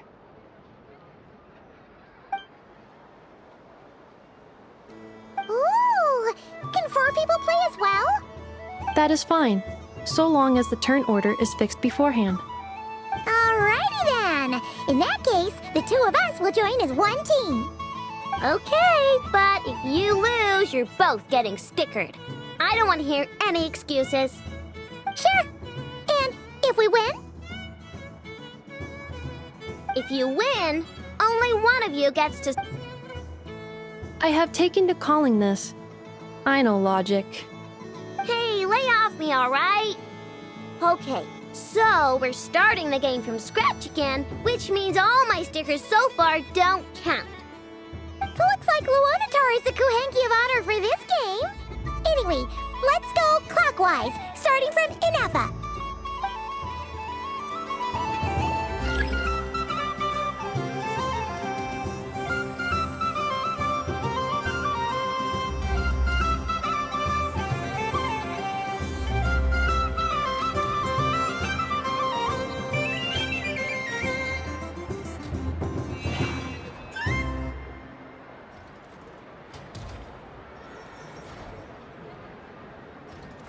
Nice! That's a pair!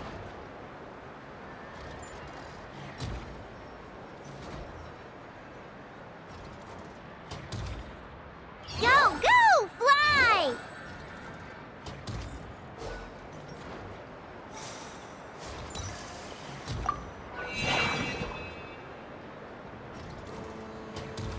Go on.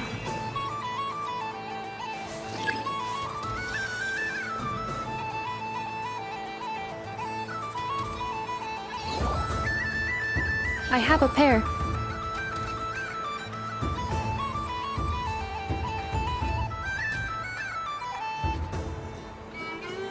Uh-oh!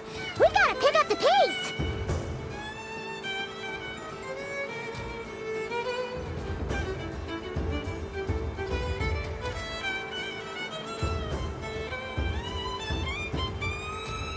Phew, that was too close. I thought I was gonna lose.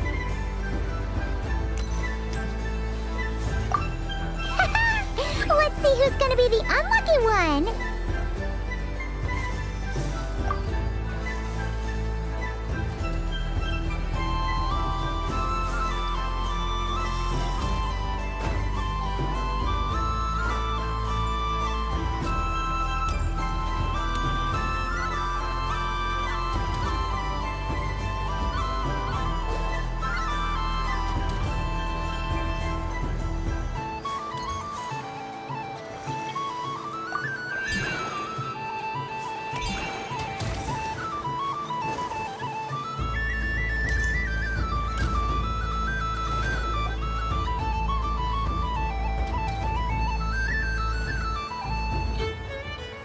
Let me pick a good one. What's it gonna be? You're looking very pleased with yourself there. What happened to being a huge Grumposaurus? I won. Duh.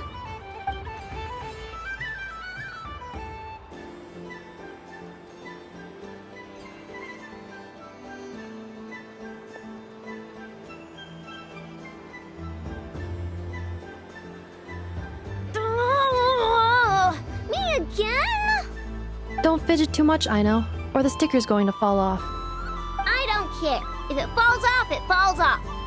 If a pair of Kuhenki get discarded, why not a pair of stickers? Huh? Huh?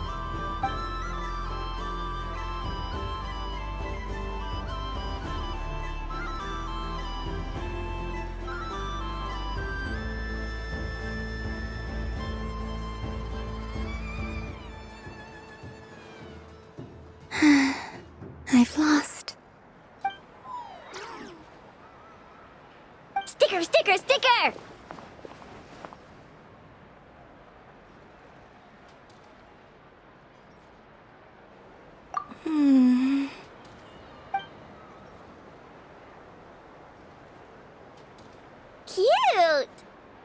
You think so? Shame. I can't see it for myself. What did Luanatar say? She said it looks so cute that she wants me to lose a few more rounds.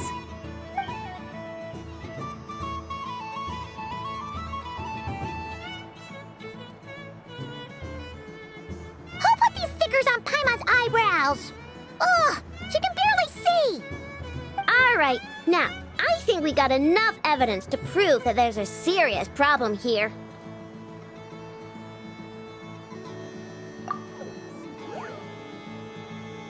Yes, I agree as well.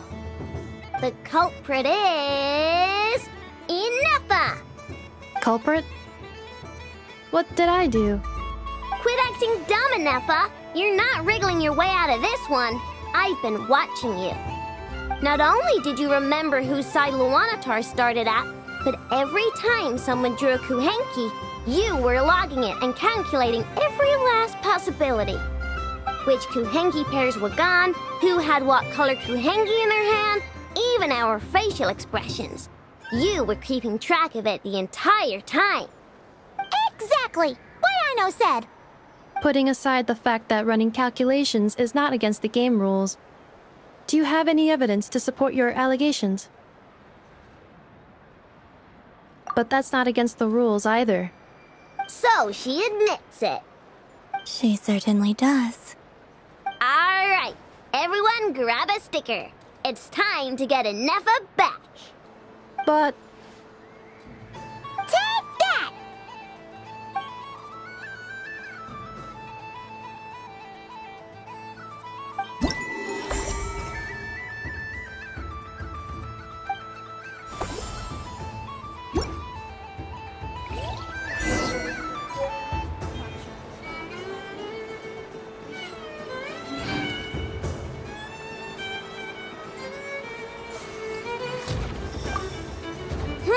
I'm never playing games with you ever again, Ineffa!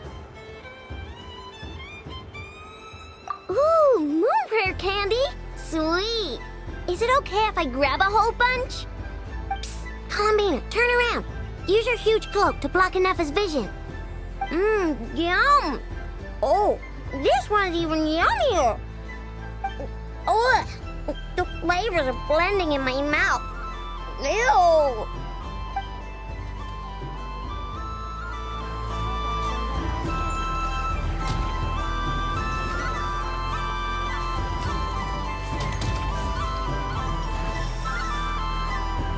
Please welcome to the stage, Cool Your Jets Ducky.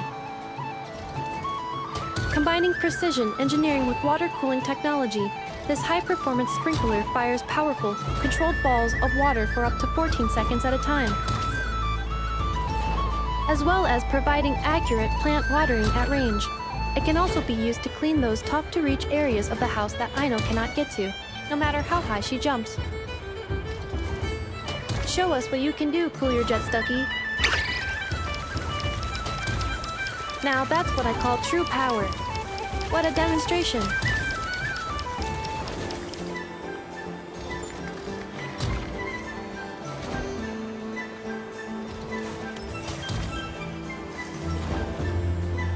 Dealing with stage waterlogging. Task complete.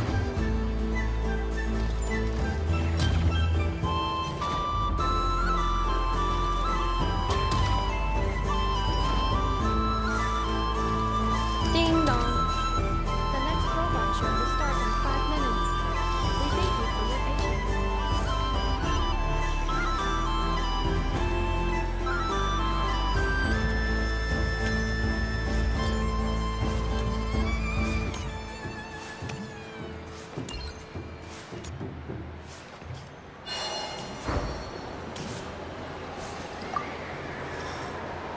Traveler, Hey there, Columbina! Are you done checking out the festive amusements already? Are you sure you don't want to look around some more? You might not get another opportunity like this for a while. right now, what I'd like to do is...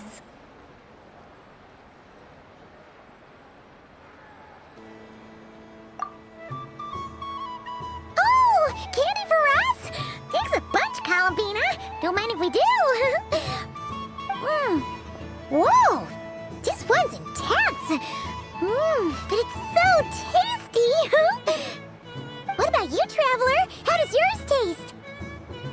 Oh, sounds good. Paimon's drooling now. Are there any more Smetana candies in the box? Yes, I believe so. Okay, gotcha. Let's see.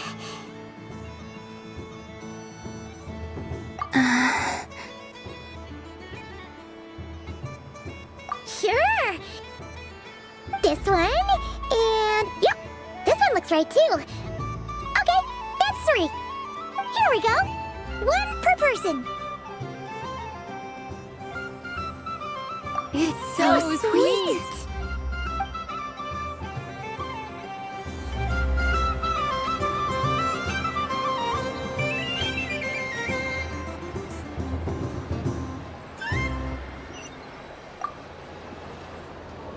Traveler, Paimon. Columbina! Finished with the festival already? Really? You're sure you don't want to have a little more fun out there? Final answer. Yes, I am sure.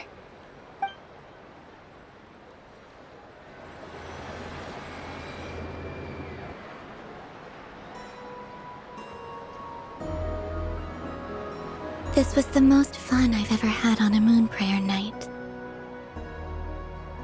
Everywhere I went, people were saying, "Welcome home," and there were friends at every turn. I only wish it could last longer than one night. Oh. Yes, you're right. The moon prayer blossoms. Ooh, look! Look! Moon prayer night has come.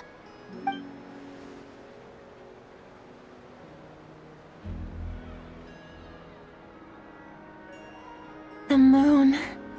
It's so beautiful. Happy Moon Prayer Night, dear. Happy Moon Prayer Night.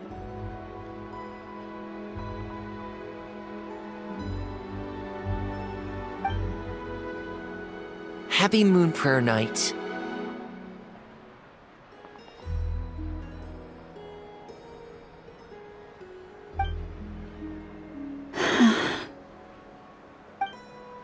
Aww. Huh.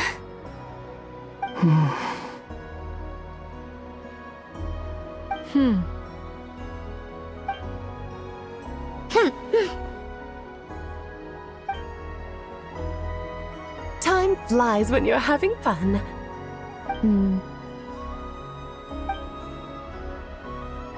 Oh. Looks like the time has come. Columbina.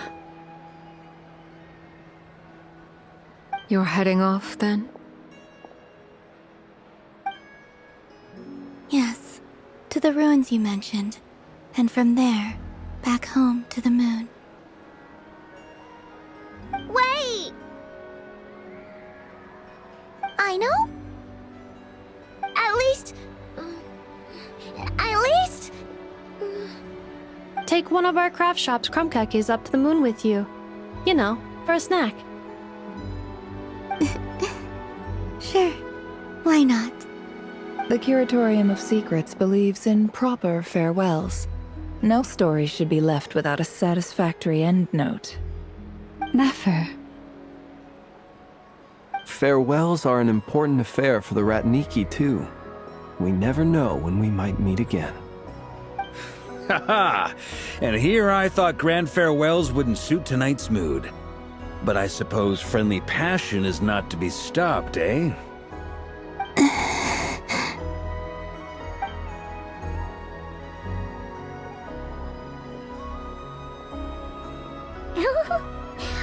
We made a little something for you, Columbina. Ta-da! What is it? A Moon Prayer Night greeting card.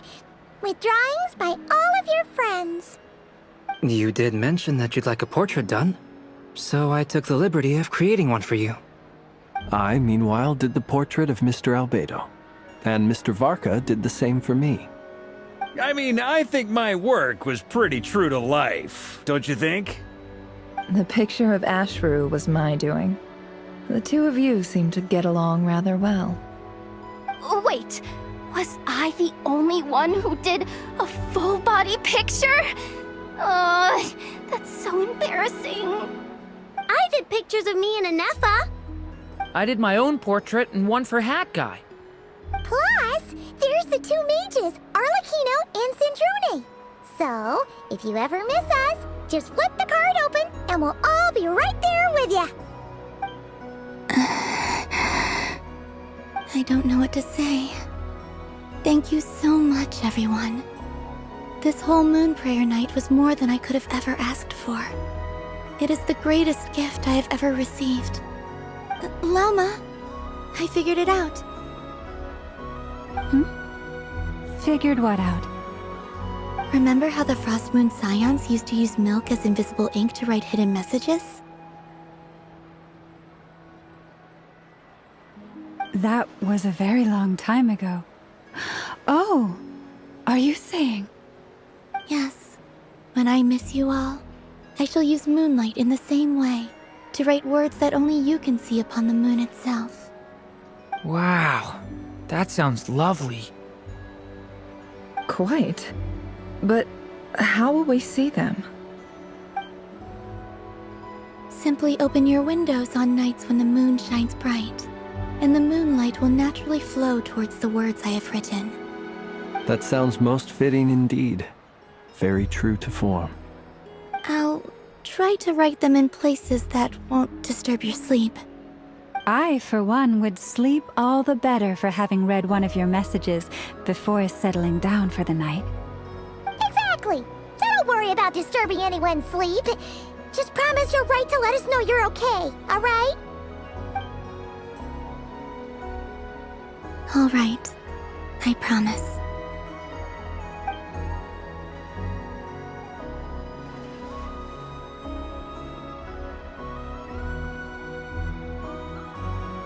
In that case, Columbina? I'm ready.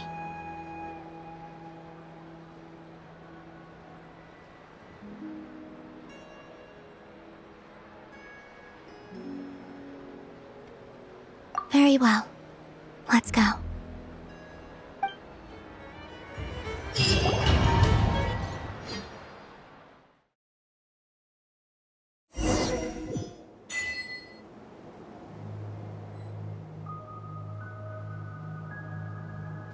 In just a few moments, I will be gone.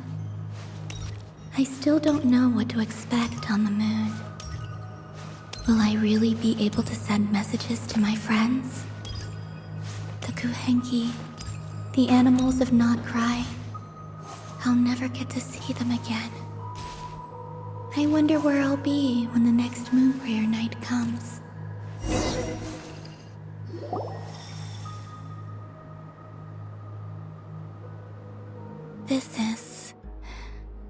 This is where the people of Hyperborea used to communicate with the moons.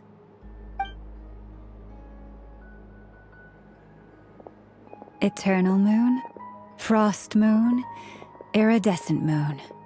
When the power of all three converge, the gate to the moons shall open. Moon marrow preparations are complete.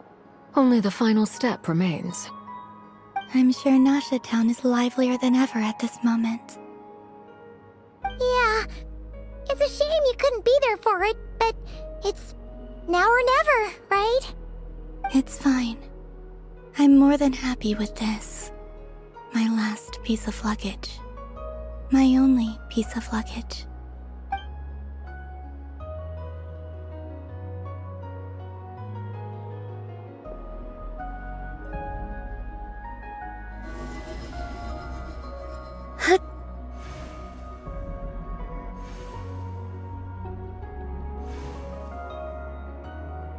I can already feel the moon calling to me.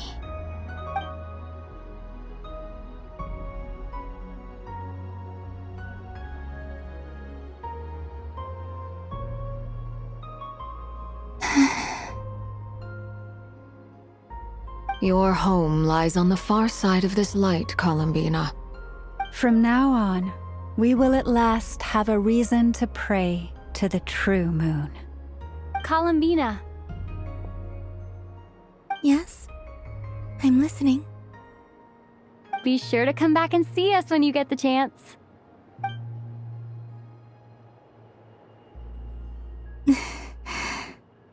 Of course. But if that chance doesn't come, then remember that you have friends on this planet. People who will miss Columbina. Yes, I will. Thank you for everything you've done for me. And remember, come night or day, the moonlight shall always connect us. Well then, farewell, my friends.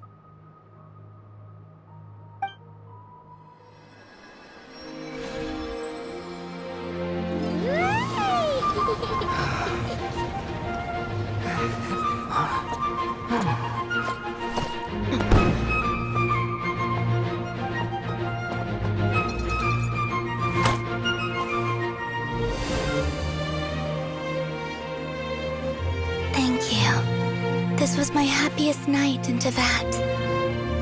Farewell, Columbina.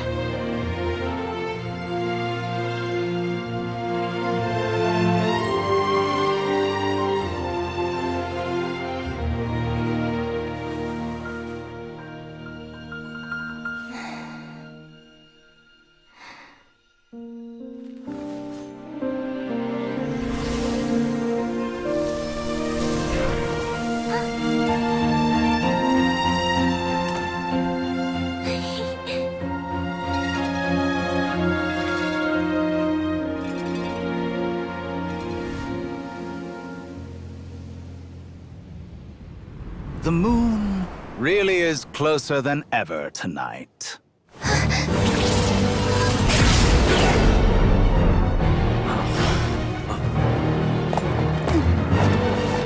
Columbina. All 3 moons in one place. Time for one final experiment. Reason, life, death, time, and space. They all believed I would fail.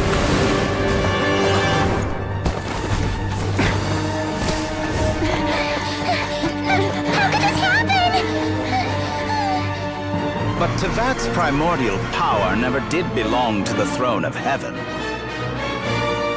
And now, they are mine.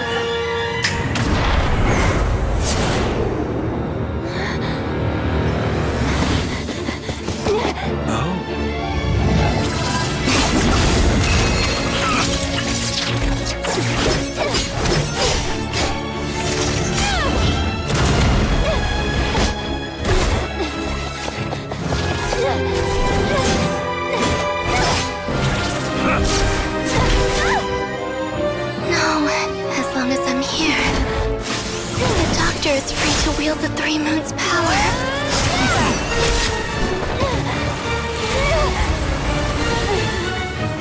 It's the only way.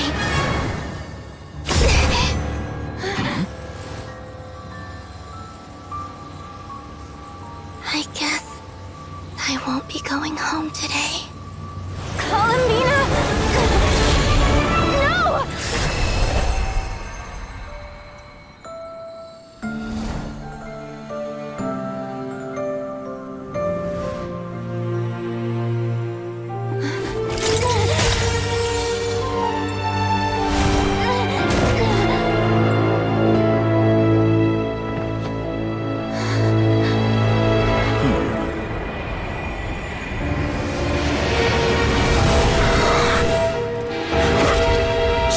World, do not try to control me!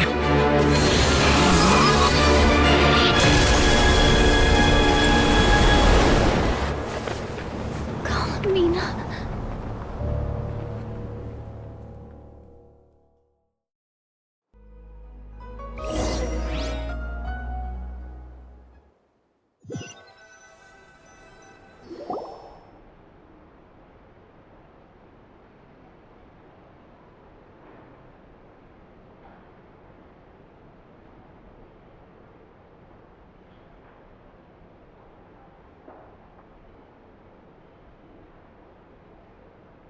Are you all right? Do your wounds still hurt?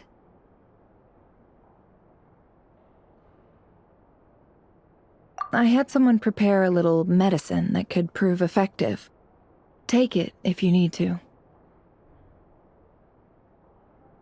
In that case, let me relate the contents of the call we made to Alice after the incident occurred. That Dottore is a crafty one. He distracted the Hexenzirkel by creating a huge fuss at Tevat's borders. I'd assumed that the cause was an abyssal intrusion from the outside world, which in fairness is a rather common occurrence. But after learning that you managed to influence the phantoms in Nordcry, I realized that perhaps this interference could have come from within Tevat instead. But we weren't able to change their fates. True, you couldn't change how their stories ended, but you did build some variables around yourself. Variables? Yes, things you heard that you could not otherwise have learned, ideas that would otherwise have never crossed your mind. All these things are variables. Of course, most variables usually pale into insignificance with the myriad of possibilities floating around. But the moment you start treating them as building blocks and intentionally stacking them, that changes things. That's what Dottore did, and it's how he created the necessary conditions so that when you activated the portal tonight, it played right into his plan. However, we have no way of knowing exactly what he did. Yeah, we also need to ascertain Columbina's status. And that about sums it up. As I suspected, Dottore has disappeared completely. If it's any consolation, he wasn't able to control Columbina as he might have wished to. Oh no! What? She did what?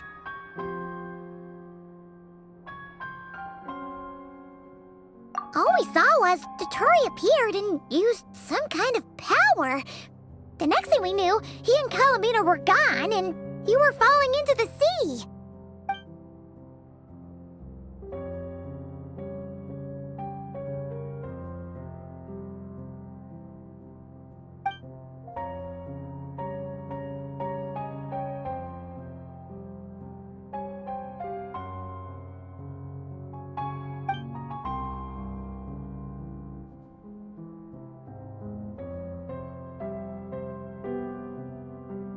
So, Columbina intentionally opened the Moon Gate and escaped into the same mysterious world as Rarier and Thalindis. Sounds like bad news.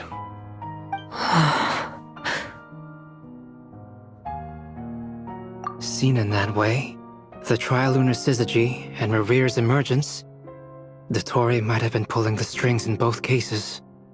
According to Miss Alice, he is attempting to transcend his destiny and finish an experiment that only a god might complete. An utter lunatic. Wait a sec, where's Hat Guy? Seems like he'd want to be here for this. He took off with the Dodo communication device after we spoke to Alice. He said he had a hunch that he wanted to investigate by himself. The look on his face was terrifying.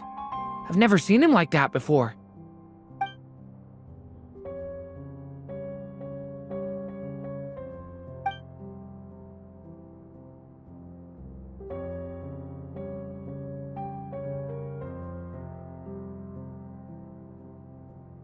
I'm back.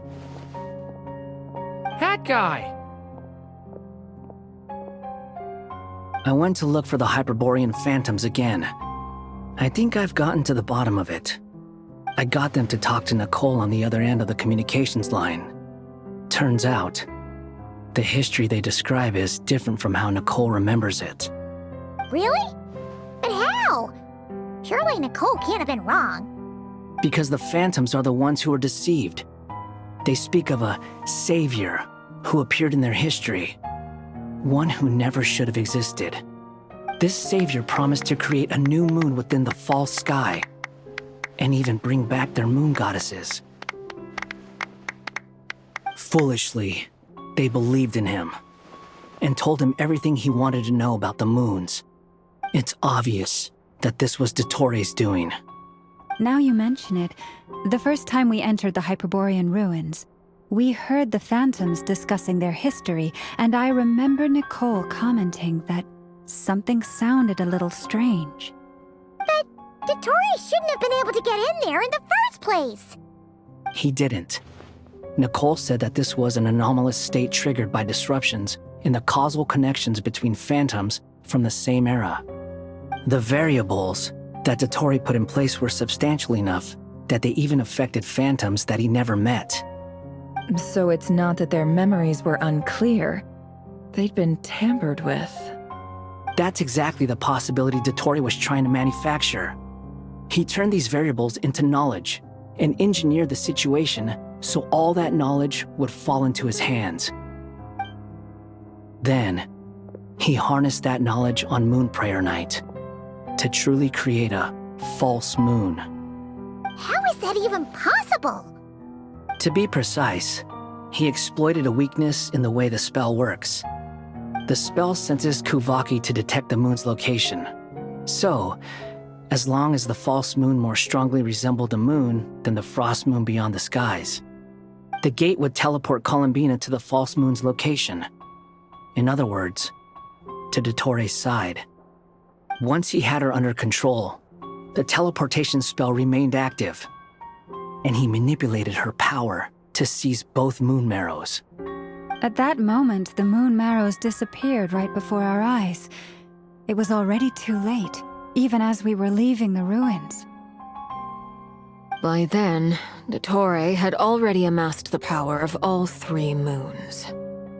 So, where does that leave us? What do we do now? I'd certainly like to know what Her Majesty thinks, now that the concerns I expressed to her have come to pass. But we cannot simply sit and wait for her to decide the matter. And in any case, it is not the Fatui Harbinger Damselette who sees us as her friends, but rather Columbina Hyposelenia.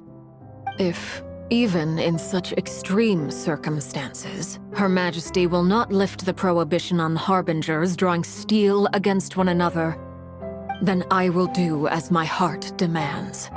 I will fight as Peruware instead. Oh, Arlecchino! Time is short, so I'll make the first move.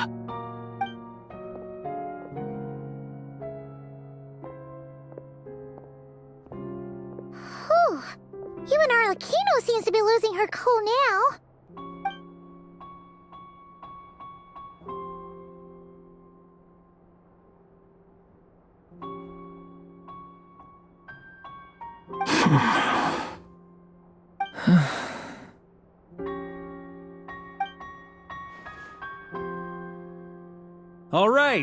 All right.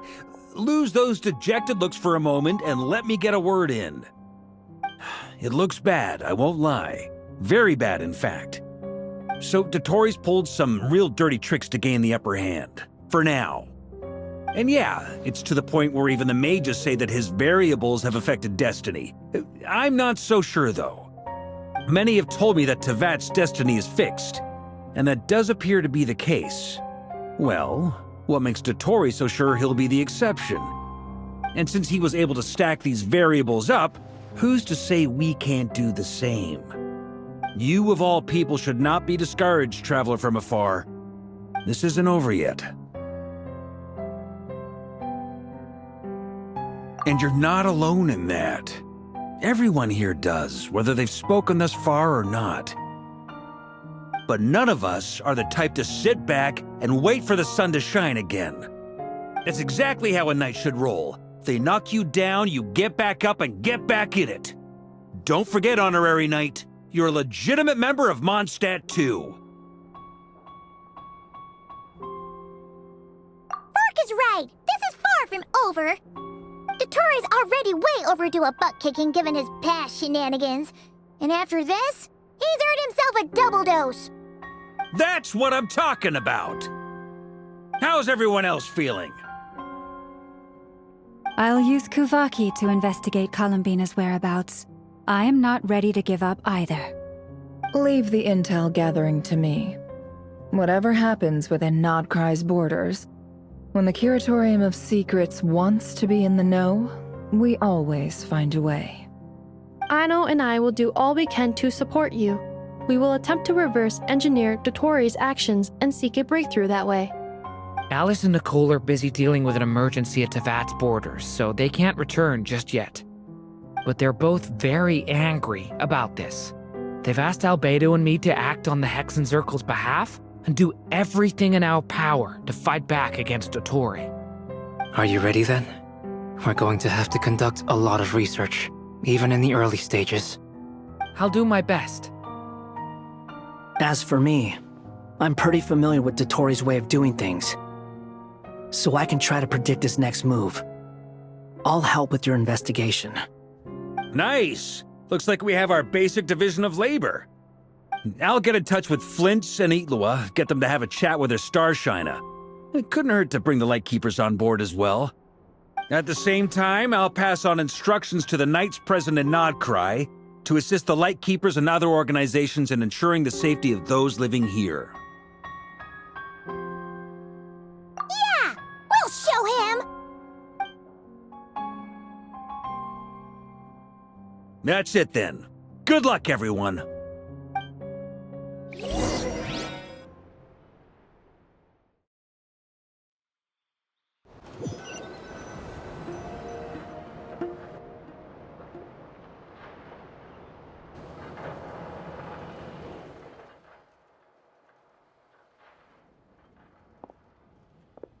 I never thought that Columbina would become my real name. It went from being a Fatui code name to something my friends call me. And remember, come night or day, the moonlight shall always connect us.